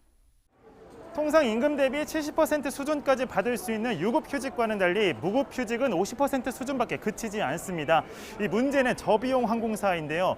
지금 여력이 있어 유급휴직을 유지할 수 있는 대형 항공사와 달리 저비용 항공사들은 대부분 무급휴직으로 전환할 수밖에 없는 상황입니다. 원래 6개월인데 4개월 연장돼가지고 6개월인데 10월에 끝나니까 11, 11월 다 무급 들어가는데. 저비용 항공사에 닥친 악재는 이뿐만이 아닙니다. 작년 대비 2배 이상 높아진 항공 유가에 직격탄을 맞은 겁니다. 화물 운송으로 흑자를 유지하는 대형 항공사와 비교해 여객 운송에만 의존하는 저비용 항공사들은 유가 상승에 더욱 취약할 수밖에 없습니다.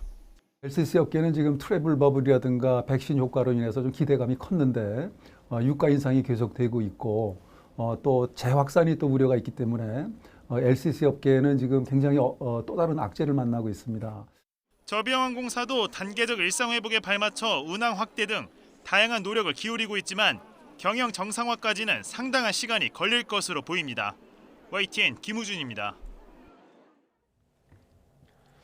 단계적 일상 회복으로 우리 주변 문화 예술 공간도 예전의 풍경을 되찾아가고 있습니다. 네, 어제부터는 팝콘을 먹으면서 심야 영화 관람이 가능해졌고 궁과 능, 미술관의 인원 제한도 해제됐습니다. 김현우 기자가 보도합니다. 서울의 한 영화관입니다. 상영관에서 먹을 음식은 자동 주문 기계를 이용합니다. 팝콘과 음료를 받아들고 들어선 곳은 영화를 보면서 음식을 먹을 수 있는 백신 패스관. 단계적 일상 회복 첫날, 1년 만에 되찾은 영화관 풍경입니다. 운영 시간 제한이 없어져 예전처럼 팝콘 먹으면서 심야 영화를 볼 수 있게 됐습니다. 아직 확진자도 그렇게 많이 줄어든 것 같진 않아서 그래서 꼭 필요한 음료 말고는 조금 불안해요. 어차피 뭐 다 백신 패스관이라고 하셨잖아요. 뭐 백신 다 맞은 접종한 사람들이니까 뭐 상관없을 것 같거든요. 하지만 코로나19 위험은 여전한 터라 상영관 안에서 음식물 섭취는 이른바 백신 패스관에서만 가능합니다. 2차 접종을 완료한 사람이나 48시간 내 코로나19 PCR 검사에서 음성 판정을 받은 사람만 가능합니다. 18살 이하 학생은 백신 접종과 상관없이 학생증을 소지하면 입장이 가능합니다. 궁과 능에서는 실외 관람 인원 제한이 없어졌습니다. 평소 시민들이 많이 찾는 경복궁입니다. 거리두기 3, 4단계에선 기존 하루 최대 수용 인원의 절반만 입장이 가능했지만 이런 제한이 전면 해제됐습니다. 문화재 시설의 실내 관람과 더 쉬운 관람을 위한 안내 해설도 다시 진행됐습니다. 위드 코로나가 오늘 시작되는 날이어서 또 직접 경복궁 방문을 해서 좋고 또 해설사님이 같이 설명도 해주시는 걸 이렇게 직접 들을 수 있으니까 그 부분이 굉장히 좋았던 것 같아요. 네네네. 주요 국공립 미술관의 관람 인원 제한도 모두 풀렸습니다. 하지만 발열 체크와 방문 등록 등 방역 수칙은 그대로입니다. 이건희 컬렉션 특별전은 여전히 사전 예약을 해야 합니다. 하지만 관람 가능 인원은 늘어났습니다.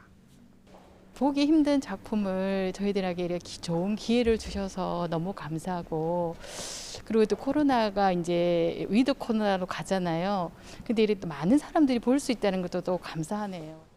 돌발 상황이 없다면 단계적 일상회복 조치가 점차 확대될 예정이어서 생활 주변 문화공간 이용도 한층 수월해질 전망입니다. YTN 김현우입니다.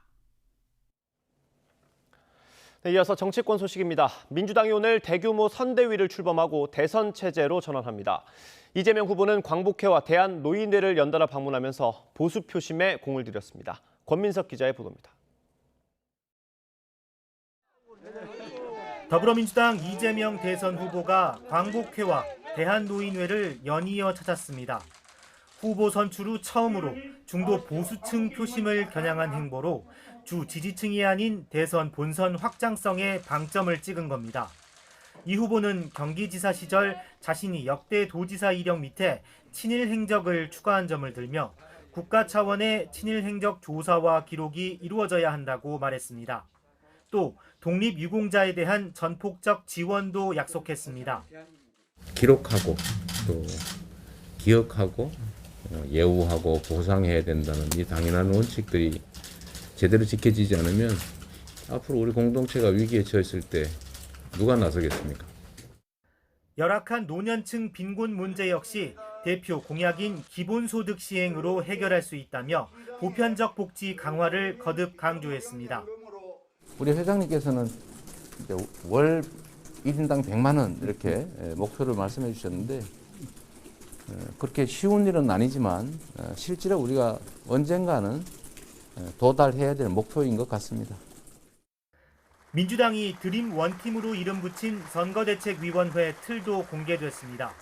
이재명 저격수를 자청했던 서른 의원이 공동선대위원장을 맡았고 선대본부장, 정책본부장, 대변인 등 캠프 핵심 요직에 이낙연 전 대표, 정세균 전 총리를 지지했던 의원들이 고루 포진했습니다. 이 후보와 각별한 사이인 이해찬 전 대표는 이낙연, 정세균 두 사람과 함께 상임 고문으로 이선해서 조언하기로 했습니다. 다만 새 얼굴이 될 외부 영입 인사는 시간을 두고 합류시킬 예정입니다. 외부 인사들은 이후에 2단계에서 저희가 잘 논의해서 영입해서 발표할 예정입니다. 민주당은 오늘 대규모 선대위 출범식을 열고 본격적인 대선 체제로 전환해 이재명 후보의 대선 가도에 당력을 쏟아부을 방침입니다. YTN 권민석입니다. 경선 당원 투표가 시작된 국민의힘은 첫날부터 높은 투표율로 기분 좋게 출발했습니다. 주자 4명은 양보 없는 막판 선거전을 이어갔습니다. 이경국 기자입니다. 국민의힘 최종 대선 후보를 뽑는 나흘간의 투표가 시작됐습니다. 당원들을 대상으로 한 모바일 투표 시작 하루 만에 투표율은 이미 40%를 넘어섰습니다. 당원들이 몰려 한때 시스템이 마비되기도 했습니다. 어느 때보다 열기가 있고 또 그리고 관심이 많은 경선이었다. 많은 당원들과 또 국민들의 지지를 받고 있다는 것을 체감할 수 있도록 그렇게 해주십시오. 경선 투표가 순항을 시작한 가운데 최종 후보는 당원 투표와 3일부터 진행될 국민 여론조사 결과를 절반씩 반영해 오는 5일에 결정됩니다. 막판 표심 잡기에 나선 대선 주자들은 상대 주자를 깎아내리며 비방전을 이어갔습니다. 윤석열 전 검찰총장은 당원들을 만나 문재인 정권의 핍박에 굴복하지 않았음을 강조하면서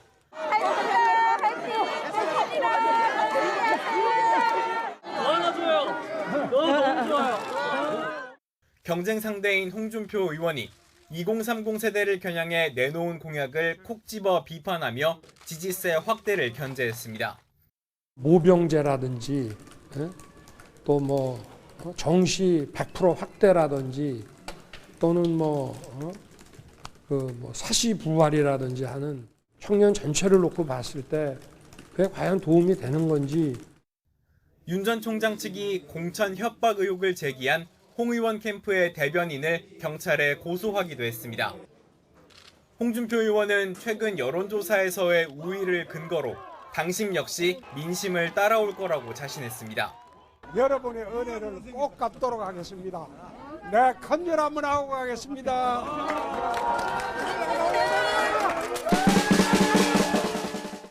이어 고발사주 의혹을 언급하며 윤 전 총장 기소 가능성을 지적했고 전두환 씨에 빗대 비판하기도 했습니다.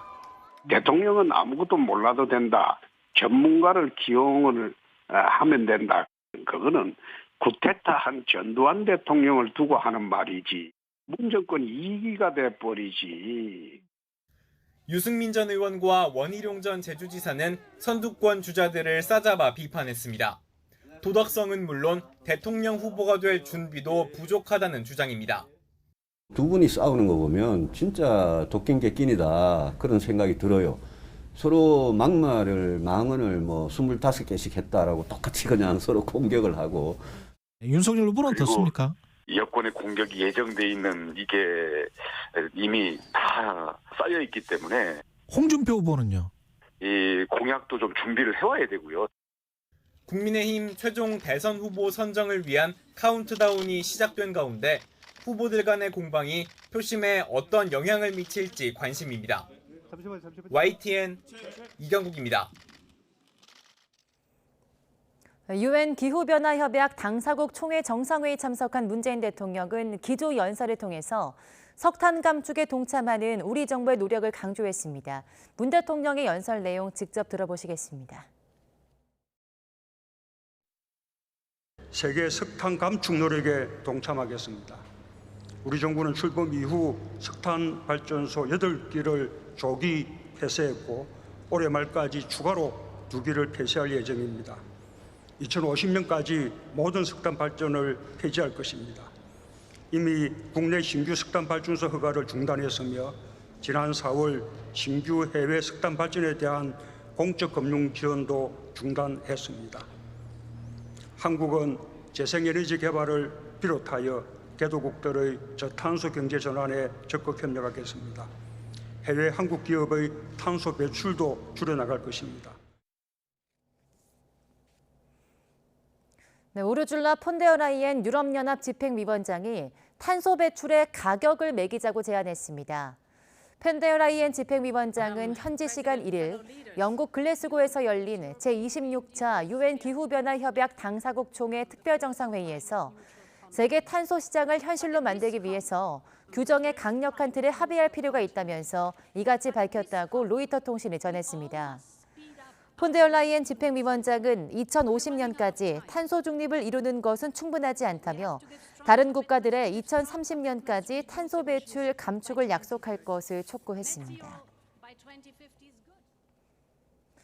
조 바이든 미국 대통령이 도널드 트럼프 전 대통령의 파리 기후변화 협약 탈퇴에 대해서 국제사회에서 고개를 숙였습니다. 바이든 대통령은 현지 시각 1일 영국 글래스고에서 열린 제26차 UN 기후변화 협약 당사국 총회 연설에서 자신이 사과하는 것은 적절치 않을 수 있다면서도 전임 행정부가 파리 협약에서 탈퇴한 데 대해 사과한다고 말했습니다. 이어 파리 협약 탈퇴로 우리는 난관에 처했다며 미국의 탈퇴가 국제사회의 대응을 늦췄다고 인정했습니다. 미국 대통령이 전임자의 결정이나 정책에 대해 국제사회에서 공개적으로 사과하는 것은 이례적입니다. 네, 기시다 일본 총리가 UN 기후변화협약 당사국 총회 참석을 결정하면서 문재인 대통령과의 만남에 관심이 쏠리고 있는데요. 가능성은 희박해 보입니다. 스코틀랜드 현지에서 홍선기 기자가 보도합니다. 기시다 일본 총리가 UN 기후변화협약 당사국 총회 참석을 결정하면서 한일 정상 간 첫 만남이 관심사로 떠올랐습니다.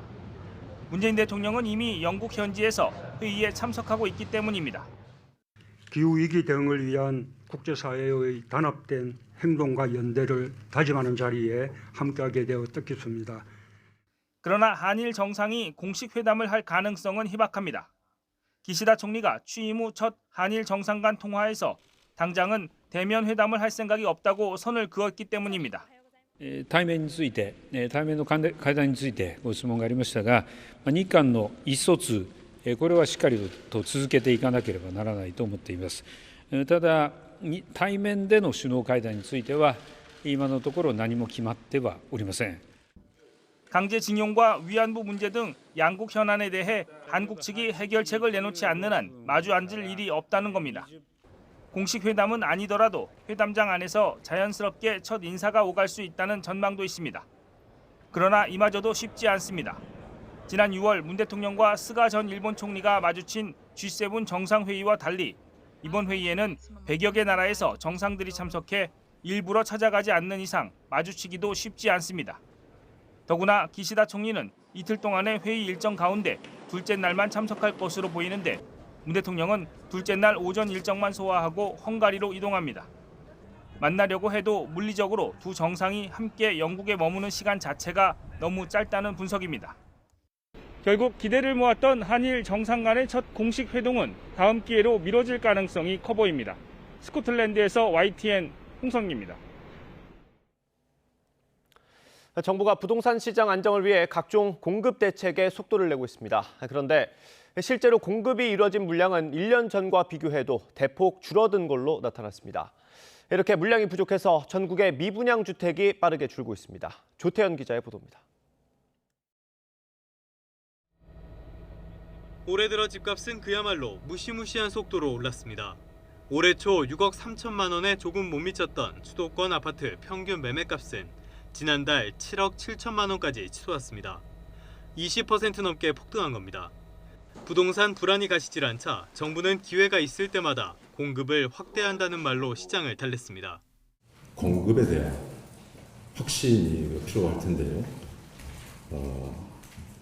그동안 해오던 공급 대책을 속도감 있게 추진을 하겠습니다. 실제 공급은 얼마나 이루어졌을까? 올해 들어 지난 9월까지 준공한 주택은 27만 4천여 가구로 1년 전보다 24.6%나 적었습니다. 실수요자가 선호하는 아파트로만 좁혀보면 무려 30%가 넘게 쪼그라들었습니다. 당장 입주할 수 있는 주택 자체가 부족하다는 뜻입니다. 인허가와 착공 실적은 늘었지만 실제 입주가 이루어지려면 인허가 이후 적어도 4, 5년, 착공 후에는 3년여가 필요하다는 점을 고려하면 지금의 물량 부족을 해결하긴 쉽지 않아 보입니다. 공급 부족이 길어지면서 미분양 주택도 빠르게 줄어드는 추세입니다. 지난 9월 말 기준 전국의 미분양 주택은 13,800여 가구로 다시 한번 역대 최저 기록을 세웠습니다. 특히 수도권의 미분양 주택은 서울 55가구 등 1,400여 가구에 불과합니다. 때문에 단기 시장 안정에는 효과가 제한적입니다. 따라서 1, 2년 정도의 단기 주택 가격은 입주 물량과 기존 주택 시장에서의 매물량 추이 등에 따라서 움직일 가능성이 높다고 할 수 있습니다. 단기간에 공급을 대폭 늘리긴 어려운 만큼 부동산 시장 안정을 위해선 다주택자의 매물을 유도하기 위한 조세 정책 등을 서둘러 검토해야 한다는 지적이 제기됩니다. YTN 조태현입니다. KT가 지난달 인터넷 접속 장애에 대한 보상안으로 일괄 요금 감면을 추진하겠다고 밝혔습니다. KT는 기자회견을 열고 인터넷 장애에 대한 보상안과 재발 방지 대책을 내놨습니다. KT는 인터넷 접속 장애 시간 89분의 10배인 900분, 15시간 기준으로 가입자들의 요금을 감면해 주기로 했습니다. 고객들은 별도의 신청 없이 12월 청구 요금에서 일괄 감면을 받게 되는데 구체적으로는 요금 5만 원을 기준으로 고객별 1,000원 남짓입니다. KT 가입자들은 불편에 비해서 턱없이 적은 보상이라고 불만을 터뜨렸습니다. 특히 점심시간에 영업에 피해를 입은 자영업자들은 소송도 불사하겠다고 목소리를 높였습니다. 직접 들어보겠습니다. 사실 큰 체감은 안 되는 게 저는 그날 당시에 집에서 재택근무를 하고 있었거든요. 그랬는데 한 1시간 동안 아예 업무조차 할 수 없었고 뭐 카톡이나 데이터나 이런 게 전혀 안 되니까 팀장님께도 보고도 제대로 못 드리고 이랬었거든요. 그래서 그거 대비해서 1,000원은 조금 적은 액수가 아닌가. 그리고 실제로 저한테 들어오는 돈이 아니라 뭐 이렇게 요금 감면을 해준다는 건 사실 와닿지는 않는 것 같아요. 돌려보는 사람이 몇 팀 돼요. 그거만 해도 돈 10만이 넘어가는데 그걸 7천, 8천 해준다면 말이 안 되는 거죠. 안 받아도 돼요. 그럴 바에는 우리 소송을 준비를 하든지 소상공인들이 해가지고 단체 네트워크를 구축해더라도 그게 낫잖아요. 뭐 7, 8천만 원인데 여기에 뭐 도움돼서 밥 한 끼밖에 안 되는데. 네, 대표적 한류스타 걸그룹인 소녀시대 멤버 태연까지 피해를 본 2,500억 원대 부동산 사기 의혹 사건. YTN이 단독으로 보도해드렸는데요. 경찰이 수사에 나서자 피해자들이 조사에 응하지 않도록 기획부동산 그룹 측에서 갖은 거짓말로 회유한 정황이 드러났습니다.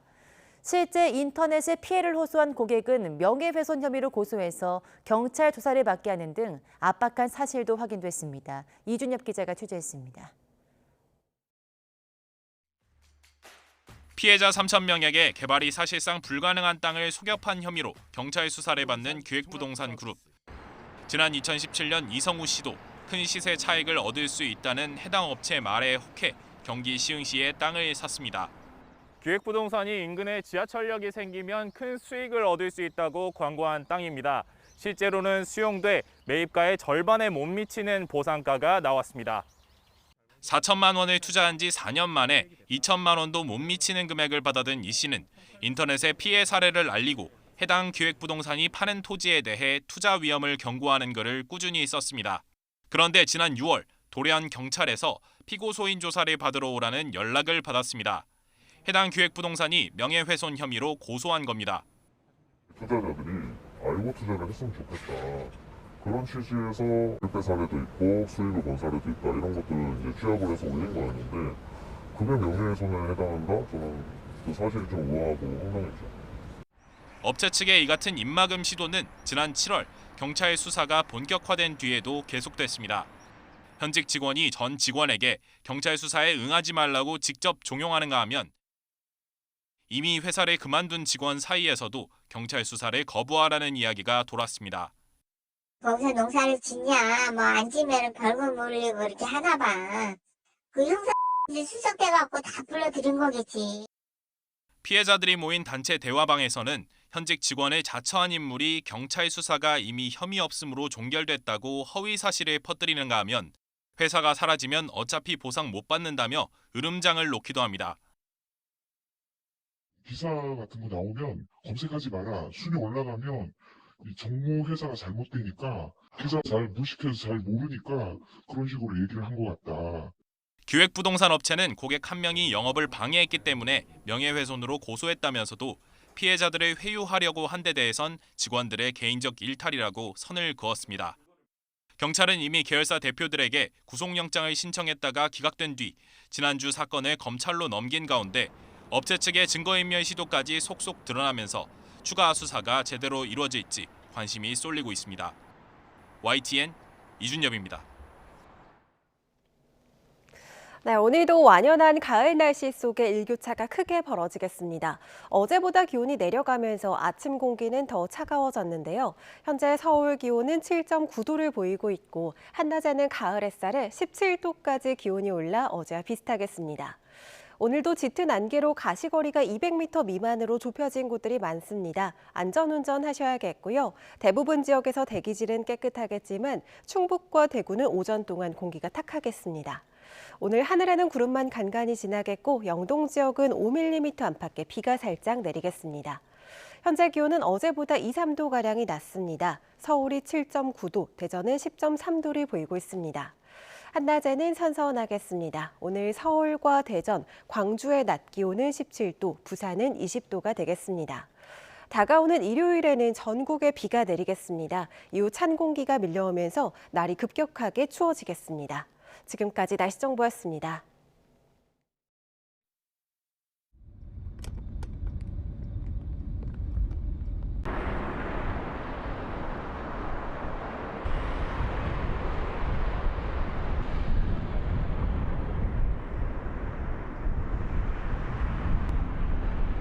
So moving on a little bit, there we have a large building that is partly collapsed, the roof.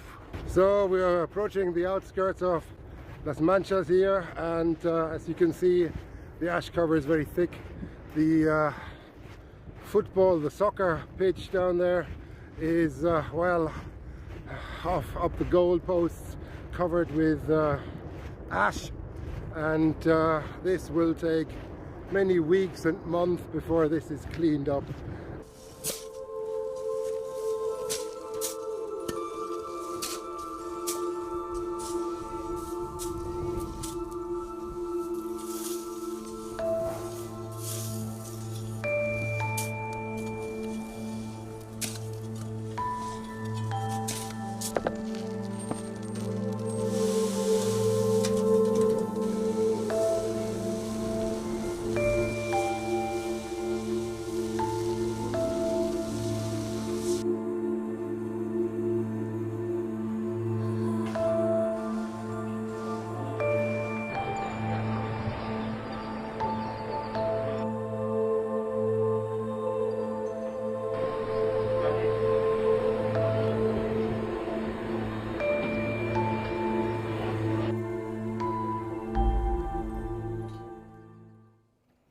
네, 굿모닝 YTN 이어가겠습니다. 단계적 일상 회복의 첫날 밤 10시만 되면 불이 꺼졌던 번화가는 활기를 다시 되찾았습니다. 시민들도 자영업자들도 이런 분위기를 반겼는데요.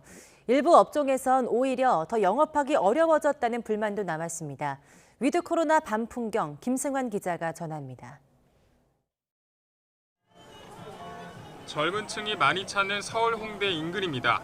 마스크를 쓴 것만 빼면 코로나 이전인 2년 전 이맘때 모습과 비슷합니다. 영업시간 제한이 없어진 식당과 카페는 물론 유흥시설도 오랜만에 활기를 되찾았습니다. 그동안 많은 제재를 받았던 감성주점은 빈자리가 없을 정도입니다. 홍대를 정말 오랜만에 나왔는데 제가 이제 해보고 싶은 거 이제 있잖아요. 그런 커피도 마시고 노래방도 가고 뭐 걸으면서 풍경도 보고 이제 사람 구경도 하고 싶습니다. 지금 시간은 밤 10시 20분입니다. 일상 회복 이전에는 영업하는 가게들이 없어서 다니는 사람을 보기 힘들었는데 이제는 꽤 많은 사람들이 거리에 다니는 모습을 확인할 수 있습니다. 자정이 가까운 시간에도 PC방에는 손님들로 가득합니다. 그동안 매상이 쏠쏠할 시간에 운영하지 못했던 터라 단계적 일상 회복이 반갑기만 합니다. 10시 마감할 때는 매출도 떨어지고 손님들도 금방 나가셨는데 다시 12시 이후에도 시간이 되므로 매출 상승되고 손님도 몰리고 있습니다. 하지만 방역 패스가 있어야 들어갈 수 있는 고위험 다중이용시설로 분류된 노래 연습장에서는 오히려 손님이 줄었다는 볼멘 소리도 나옵니다. 지금 이게 풀어주는 게 아니라 사람 노동만 더 시키는 거예요. 그래서 이게 너무 형평성이 안 맞고 기대감과 실망이 함께했던 단계적 일상 회복의 첫날 밤이었습니다. YTN 김승환입니다.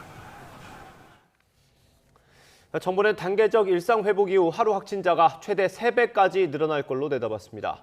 손영래 중앙사고수습본부 사회전략반장은 이같이 밝히며 현재 의료체계가 감당 가능한 환자 규모는 5,000명 수준으로 제시했습니다.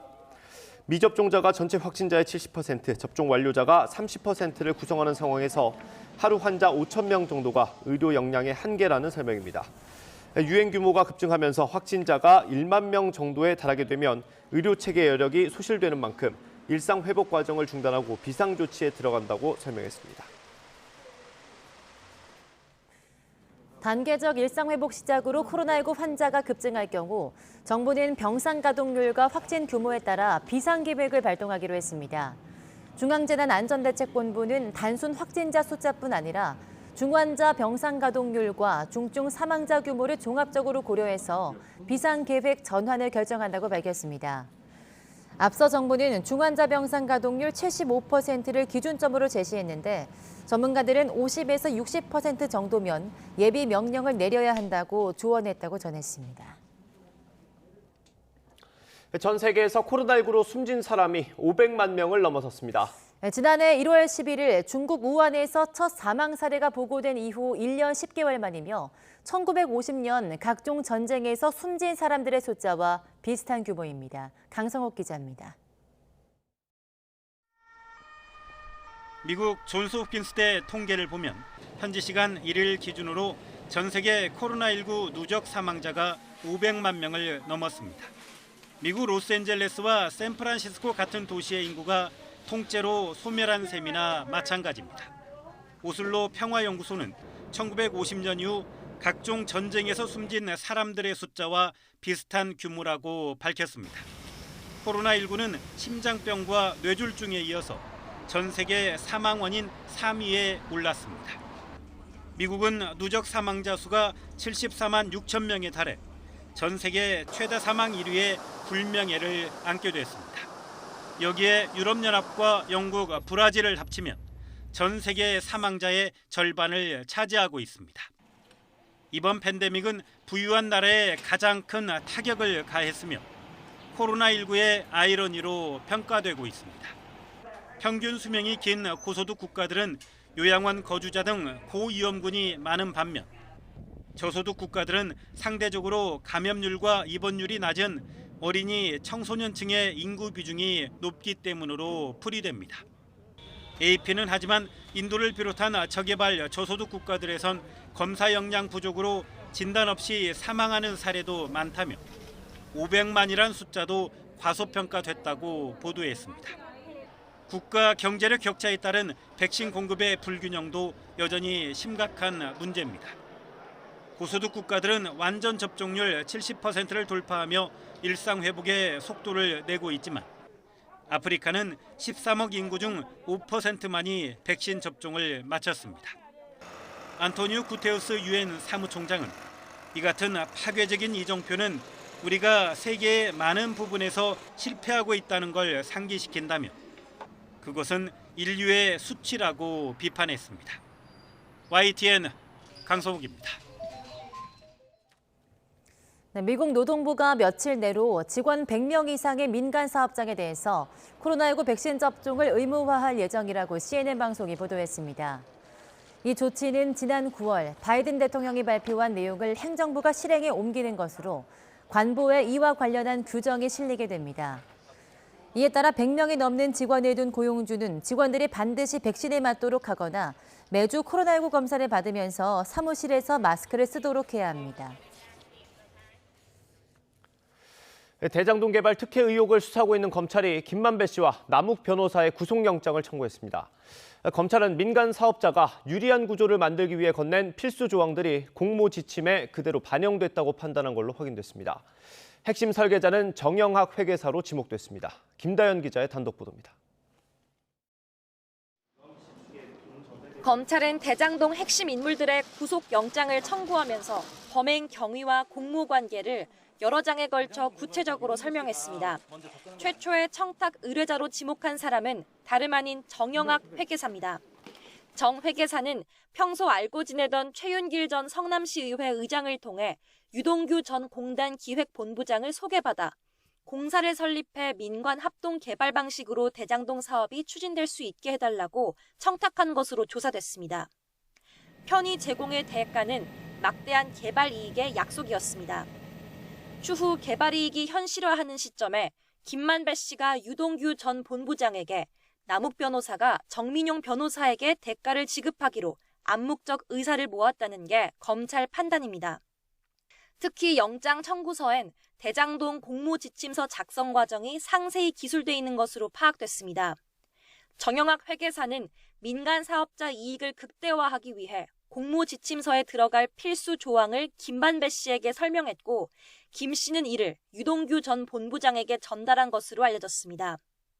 이에 유 전 본부장은 당시 공사에 근무하던 정민용 변호사에게 그대로 반영하라고 지시했고 정영학 회계사는 사업 시행권을 화천대유가 독점할 수 있도록 건설업자의 사업 신청 자격을 배제하는 등의 필수 조항을 요청하기도 했습니다. 정 회계사 머릿속에서 나온 필수 조항들은 이후 공모지침서에 그대로 반영됐고 김만배 씨 등은 공모지침서 공고 전에 미리 성남에 뜰 사업계획서 초안을 작성하고 화천대유를 설립했습니다. 그 이후는 알려진 대로 화천대유가 대장동 사업을 따냈고 천문학적 이익을 거둬들였습니다. 영장 청구 대상에선 빠진 정 회계사가 공범들의 주요 혐의 곳곳에서 핵심 역할을 하며 대장동 개발 특혜 의혹에 사실상 브레인 역할을 한 겁니다. 이 같은 정황은 검찰이 대장동 4인방과 정민용 변호사의 역할 분담을 구체적으로 적시한 부분에서도 드러납니다. 김만배 씨는 대장동 개발 사업 총괄과 로비, 남욱 변호사는 대출 자금 조달, 정영학 회계사는 사업 계획서 작성과 회계, 유동규 전 본부장은 내부 정보 제공으로 특혜 제공 역할을 한 것으로 지목됐습니다. 이들이 수년 동안 계획적으로 성남시 측에 최소 651억, 많게는 수천억 원의 손해를 끼친 배임 혐의를 공모했다는 게 수사 착수 한 달째를 맞은 검찰의 결론입니다. YTN 김다연입니다. 앞서 검찰은 뇌물 혐의로만 재판에 넘겼던 유동규 전 본부장도 추가 기소했습니다. 배임 액수는 최소 651억 원, 특정하지 못한 것까지 더하면 수천억 원에 달할 것으로 추정하고 있습니다. 검찰은 유 전 본부장이 화천대유를 믿어주면서 사업 이익을 나눌 때도 오히려 공사 이익을 축소하려고 했던 걸로 보고 있습니다. 김경수 기자의 보도입니다. 지난달 21일 검찰이 가장 먼저 재판에 넘긴 유동규 전 성남도시개발공사 기획본부장 공소장에는 배임 혐의가 적시되지 않았습니다. 유 전 본부장 기소 일주일 전 배임과 뇌물 혐의를 적용했던 화천대유 대주주 김만배 씨 구속영장이 소명 부족을 이유로 법원에서 기각된 영향이 컸습니다. 성남시 등 당시 윗선 수사로 이어질 배임 혐의에 대한 수사가 미비한 것 아니냐는 비판이 잇따랐고 검찰은 뒤늦게 성남시청을 압수수색하는 등 보강 수사를 이어왔습니다. 재청구된 김만배 씨 구속영장과 유 전 본부장 추가 공소장에 적시된 배임 혐의 구조는 일단 앞선 수사 때보다는 좀 더 구체화됐습니다. 우선 유 전 본부장과 김 씨 등이 공모해 사업 공모 지침서부터 민간업자에 유리하게 작성했다는 내용이 담겼습니다. 출자 지분율에 따라 이익을 배분하지 않고 성남도시개발공사 몫의 이익은 사실상 한정하도록 했다는 겁니다. 사업자 선정 과정에서도 화천대유가 참여한 컨소시엄에 점수를 몰아주는 등 불공정하게 배점을 조정한 것으로도 드러났습니다. 당시 심사엔 남욱 변호사의 측근으로 성남도시개발공사에서 일하던 정민용 변호사 등이 직접 참석하기도 했습니다. 사업협약 등 개발이익 분배 협의 과정에선 공사가 받는 고정수익마저도 축소하려 했다는 게 검찰 판단입니다. 평당 1,500만 원 이상인 택지 분양가를 100만 원가량 싸게 책정해 분배 대상이 되는 이익 규모 자체를 줄였다는 겁니다. 대신 화천대유가 직접 시행한 분양 사업이익은 공사가 초과 이익을 환수하지 못하게 해 성남시에 그만큼 손해를 끼쳤다는 게 배임 혐의의 핵심입니다. 결국 이렇게 민간 사업자가 얻은 배당 이익만 최소 651억 원으로 여기에 액수를 특정할 수 없는 사업 시행 이익까지 합치면 전체 배임 액수는 수천억 규모라는 게 검찰 관계자 설명입니다. 배임 혐의에는 유동규, 김만배, 남욱, 정영학 등 이른바 대장동 핵심 4인방이 모두 공범으로 적시됐는데 다만 정영학 회계사는 구속영장이 청구되지 않았습니다. 사건 초기부터 검찰에 녹취록을 제공하고 여러 차례 참고인 조사를 받는 등 정 회계사가 수사에 협조해온 점이 고려됐을 거란 시선이 존재합니다. 하지만 최근 피의자로 입건되고 이번에 배임 혐의 공범으로도 적시된 만큼 정 회계사 역시 처벌을 피하긴 어려울 거란 관측이 나옵니다. YTN 김경수입니다. 더불어민주당이 오늘 새로운 대한민국 대전환을 핵심 기치로 내세운 선대위를 출범시키면서 본격적인 대선 체제에 들어갑니다. 대전환 선대위 출범식은 오늘 오후 서울 송파구에 있는 K스포돔에서 열리며 민주당 이재명 대선 후보와 지도부, 선대위원들을 포함해서 당내외 인사 400여 명이 참석합니다. 송영길 상임선대위원장의 출정 선언 후 이 후보는 연설을 통해서 내년 대선에서 승리해 4기 민주정부를 수립하겠다는 포부를 밝힐 전망입니다. 국민의힘 대선 후보 선출을 위한 당원 투표 이틀째인 오늘 주자들은 각자 일정을 소화하면서 막바지 표심 잡기에 주력합니다. 윤석열 전 검찰총장은 오늘 오전 충남 아산시 현충사와 천안시 중앙시장을 방문하고 충북에서 선대위 당원 간담회를 엽니다. 홍준표 의원은 부산역 광장을 찾아 부산, 울산, 경남시 도민을 위한 특별 기자회견을 열고 지지를 호소합니다. 유승민 전 의원은 오전에는 언론 인터뷰 일정을 진행하고 오후에는 온라인에서 민심을 청취하는 국민 간담회를 엽니다. 원희룡 전 제주지사는 대장동 개발 의혹 관련 지역을 방문하고 성남시청과 서울중앙지검을 돌면서 민주당과 이재명 대선 후보의 특검 수용을 촉구합니다. 조 바이든 미국 대통령이 전임 도널드 트럼프 전 대통령이 파리 기후변화 협약을 탈퇴한 것에 대해서 국제사회에 사과했습니다. 미국은 기후변화 대응에 모범을 보일 것이라면서 미온적인 태도인 중국과 러시아에 책임 있는 자세를 보이라고 촉구했습니다. 워싱턴 강태욱 특파원이 보도합니다. 영국 글래스고에서 열린 제26차 유엔 기후변화협약 당사국 총회. 연설에 나선 바이든 대통령이 먼저 전임자의 협약 탈퇴에 대해서 고개를 숙였습니다. 미국의 탈퇴가 국제사회 대응을 늦춰 전 세계가 난관에 처했다고 인정했습니다. I guess I shouldn't apologize, but I do apologize for the fact the United States, the last administration pulled out of the Paris Accord. 바이든 대통령은 기후변화 대응은 국제사회가 도덕적, 경제적으로 반드시 해야 할 일이라고 말했습니다.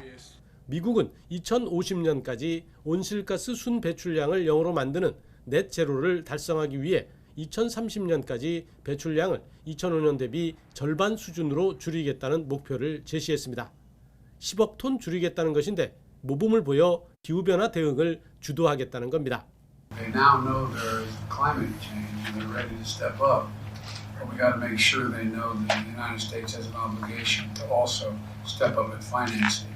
하지만 중국과 러시아가 걸림돌이 되고 있습니다. One of those significant outliers being China, who will not be represented at the leader level at COP26, and who we do believe has an obligation to step up to greater ambition as we go forward. 설리번 보좌관은 특히 많은 자원과 능력을 갖춘 대국인 중국의 이행 여부가 달렸다고 지적했습니다. 바이든 대통령은 취임 첫날 협약에 다시 가입하는 행정명령에 서명할 정도로 주도적인 움직임을 보이고 있습니다. 하지만 이행은 고사하고 합의 단계부터 최대 배출국인 중국의 태도가 미온적이어서 미중 갈등의 전선만 넓어지는 것 아니냐는 우려가 나오고 있습니다. 워싱턴에서 YTN 강태욱입니다. 지난달 대규모 인터넷 마비 사태에 대한 KT의 보상 방안이 나왔습니다.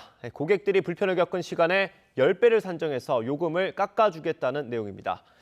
개인이 받을 보상은 고작 1,000원에 불과합니다. 강정규 기자의 보도입니다. 이번 인터넷 장애로 고객 서비스에 불편을 드린 점에 대해서 다시 한번 사죄의 말씀드립니다. KT 임원들이 카메라 앞에서 고개를 숙였습니다.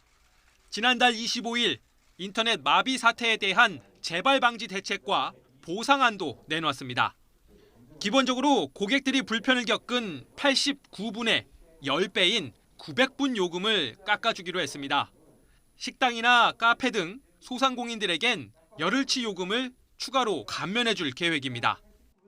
별도의 보상 절차 없이 접수 절차 없이 12월 청구되는 11월 이용 요금분에서 보상 금액을 일괄 감면하여 보상하겠습니다. KT가 추산한 전체 보상 금액은 350억 원에서 400억 원 규모. 그러나 피해를 입은 3,500만 고객들이 개별적으로 받는 돈은 몇천 원에 불과합니다. 휴대전화 가입자의 경우 월 요금 5만 원 기준 1,000원 남짓. 추가 보상을 받는 소상공인들도 인터넷 요금 2만 5천 원 기준 8,000원 수준입니다. 가입자들의 반응은 냉소적이었습니다. 큰 체감은 안 되는 게 저는 그날 당시에 집에서 재택근무를 하고 있었거든요. 그랬는데 한 1시간 동안 아예 업무조차 할 수 없었고 그거 대비해서 1,000원은 조금 적은 액수가 아닌가. 점심시간 영업에 피해를 입은 자영업자들은 소송도 불사하겠다는 입장입니다. 그렇죠. 우리가 안 받아도 돼요. 그럴 바에는 우리 소송을 준비를 하든지 소상공인들이 해가지고 단체 네트워크를 구축해더라도 그게 낫잖아요. 뭐 7, 8천만 원인데 여기에 뭐 도움돼서 밥 한 끼밖에 안 되는데. 지난 2018년 서울 아현지구 통신구 화재 당시 KT는 요금 감면과 별도로 소상공인 12,000여 명에게 70억 원을 지원한 적이 있습니다. YTN 강정규입니다. 어젯밤 11시 반쯤 경부고속도로 하행선 남이분기점 부근에서 화물차 석 대가 부딪혀서 3명이 다쳤습니다. 이 사고로 화물차 운전자들이 모두 병원으로 옮겨졌습니다. 또 화물차 한 대가 도로 위에 넘어지고 화물이 쏟아지면서 부산 방향 통행이 2시간 넘게 차단돼 정체가 빚어졌습니다. 경찰은 청주 나들목 부근으로 한동안 차량을 우회시켰습니다. 비슷한 시각 인천 부평구 굴다리 오거리에서 음주운전 차량이 중앙분리대를 들이받았습니다. 다친 사람은 없었지만 SUV 차량이 조경시설에 걸쳐서 파손됐습니다. 경찰은 30대 운전자가 면허 취소 수준의 만취 상태에서 운전하다가 사고를 낸 것으로 보고 자세한 사고 경위를 조사하고 있습니다. 서울시가 역대 최대인 44조 원 규모의 내년도 예산안을 편성했습니다. 하지만 박원순 전 시장 재임 시절 역점 사업이었던 주민자치 관련 예산과 TBS 출연금을 삭감해서 예산안 논의 과정이 쉽지는 않을 전망입니다. 김종균 기자의 보도입니다. 서울시는 내년도 예산안을 44조 원 규모로 편성했습니다. 올해 예산보다 4조 원 가까이 많은 역대 최대 규모입니다. 여기에는 서울형 온라인 교육 플랫폼 서울런, 청년 서울 등 오세훈 서울시장의 역점 사업들이 대거 반영됐습니다.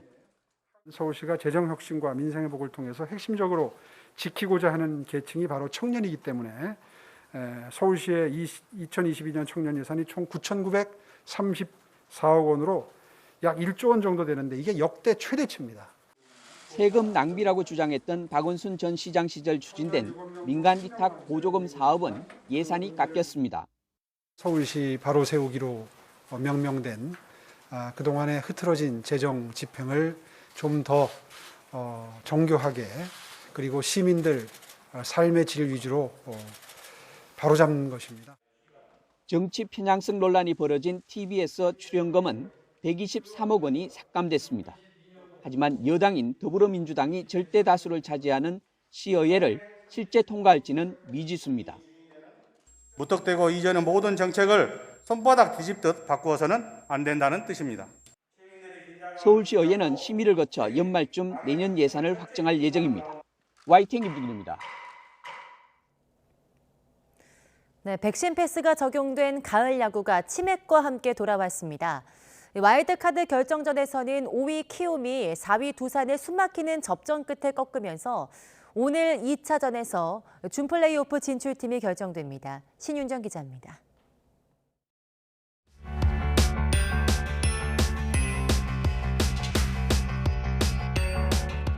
단계적 일상 회복 조치로 전 좌석 입장이 가능해진 2021년 프로야구 포스트 시즌. 와일드카드 결정 1차전에는 잠실구장 좌석의 절반 수준인 12,400여 명이 찾아 최근 2년간 한 경기 최다 관중을 기록했습니다. 코로나 때문에 한 거의 2년 가까이 되게 집에 좀 많이 답답했었는데 오랜만에 나들이 하고 되게 좋은 것 같습니다. 네. 실외구장 취식도 가능해져 치킨과 맥주 등을 만끽하는 야구 팬들도 많았습니다. 정말 이 맛을 느끼고 싶었어요. 처음에 야구장 들어올 때부터 그 냄새 있잖아요. 야구장의 향기. 너무 행복했습니다. 코로나19 사태 이후 그 어느 때보다 간절하고 소중해진 현장의 뜨거운 응원 속에 키움과 두산은 가을 야구의 막을 힘차게 열었습니다. 경기는 중반 이후 엎치락 뒤치락했습니다. 키움이 5회와 7회 한 점씩을 뽑자 두산은 7회 대타 김인태의 동점 적시타로 승부를 원점으로 돌려놨습니다. 8회 키움이 수비 실수를 틈타 2점을 다시 앞서가자 이번에는 김재환이 짜릿한 동점 투런 홈런으로 응수했습니다. 마지막 승부처 9회 타격왕 이정후가 2타점 2루타를 치며 명암을 갈랐고 박병호가 쐐기를 박았습니다. 두산이 9회 말 만루를 만들었지만 더 이상 추격은 없었습니다. 일단 가을 야구 같은 경기를 해서 너무 재밌었고 또 제가 이렇게 결승타를 쳐서 이기게 돼서 더 기분 좋은 것 같습니다. 최초의 또 와일드카드 업셋을 할 수 있도록 열심히 하겠습니다. 두산이 2차전 무승부만 해도 준 플레이오프 티켓을 따낼 수 있긴 하지만 먼저 1승을 챙긴 키움의 상승세가 관건입니다. YTN 신윤정입니다. 네, 성범죄 의혹을 받던 특전사 예비역 중사 출신 유튜버 A씨가 검찰에 넘겨졌습니다. 부산경찰청 사이버수사대는 여성 신체 사진을 불법 촬영해서 유포한 혐의를 받는 A씨 사건을 검찰에 송치했습니다. 경찰은 한 방송사에서 제기한 성범죄 의혹과 관련해서 그동안 내사하다가 A씨를 피해자로 입건해 수사해왔습니다. 인기 예능 프로그램에 출연하다 자체한 A씨는 지난 6월 유튜브 영상으로 사건에 대해서 해당 여성을 알게 된 지 6개월 후 그만 만나자고 했더니 협박이 시작됐다며 혐의를 일부 부인했습니다. 내년 지방선거를 앞두고 지역 동호회 회원들에게 음식을 제공하고 지지를 호소한 전직 인천시의원에 대해서 경찰이 수사에 나섰습니다. 인천경찰청 광역수사대는 전직 인천시의원 A씨를 공직선거법 위반 등 혐의로 입건했다고 밝혔습니다. A씨는 지난 9월 경기 김포시의 식당에서 지역 동호회 회원들에게 음식을 제공하고 내년 지방선거에서 자신을 지지해달라고 호소한 혐의를 받고 있습니다. 굿모닝 YTN 60초 후에 계속됩니다. 메이킹 효과. 장은 활발하게, 부드럽게, 몸은 가볍게. 역시 메이킹. 변비, 복부팽만, 식욕부진 한 번에 싹. 메이킹. 아침을 시원하게, 유쾌, 상쾌, 통쾌. 비결은 메이킹. 야, 머리가 풍성해졌네. 나 풀빅하잖아, 풀빅. 저 풀빅합니다, 풀빅. 풀빅? 풀빅이 뭔데? 자연의 힘으로 풍성하게 풀빅 샴푸. 탈모 고민 풀빅하세요. 당신의 잇몸 좋으신가요? 씹고 뜯고 맛보고 즐기고 이게 바로 행복입니다. 4가지 복합 성분 이가탄. 잇몸 건강 이가탄으로 지키세요. 아시죠? 이가탄. 여보야 여보야 어디 있니? 여기 있다. 여보야 여보야 만났니? 만났다. 내 손으로 직접 가장 스마트한 결혼 방법 여보야. 가을에서 겨울로 넘어가는 문턱에서 기온 변화가 무척 심합니다. 오늘은 아침 공기가 다시 쌀쌀해졌는데요. 현재 서울 기온 7.9도로 어제보다 2도가량 낮고요. 낮에는 17도까지 올라서 일교차가 크게 벌어지겠습니다. 밤사이 기온이 뚝 떨어지면서 현재 내륙 곳곳으로 짙은 안개가 낀 곳이 많습니다. 출근길 교통안전에 주의하시기 바랍니다. 낮에는 안개가 옅어지며 대체로 맑은 하늘이 드러나겠습니다. 하지만 영동 지역은 저녁까지 5mm 안팎의 비가 조금 지나겠고요. 대구와 충북은 오전 한때 대기질이 탁해지겠습니다. 현재 기온 살펴보면 대관령은 영하 2.3도까지 떨어지며 일부 산간에서는 영하권의 기온을 보이고 있고요. 서울은 7.9도, 충주는 5도 등 어제보다 1에서 2도가량 낮습니다. 낮 기온은 서울 17도, 대전과 광주도 17도, 대구는 19도로 예년 수준을 보이면서 선선하겠습니다. 내일 밤부터 모레 새벽 사이 수도권 지역에는 비가 한 차례 지나겠고요. 다가오는 일요일과 월요일 전국에 비가 내리면서 날이 급격하게 추워질 전망입니다. 날씨였습니다.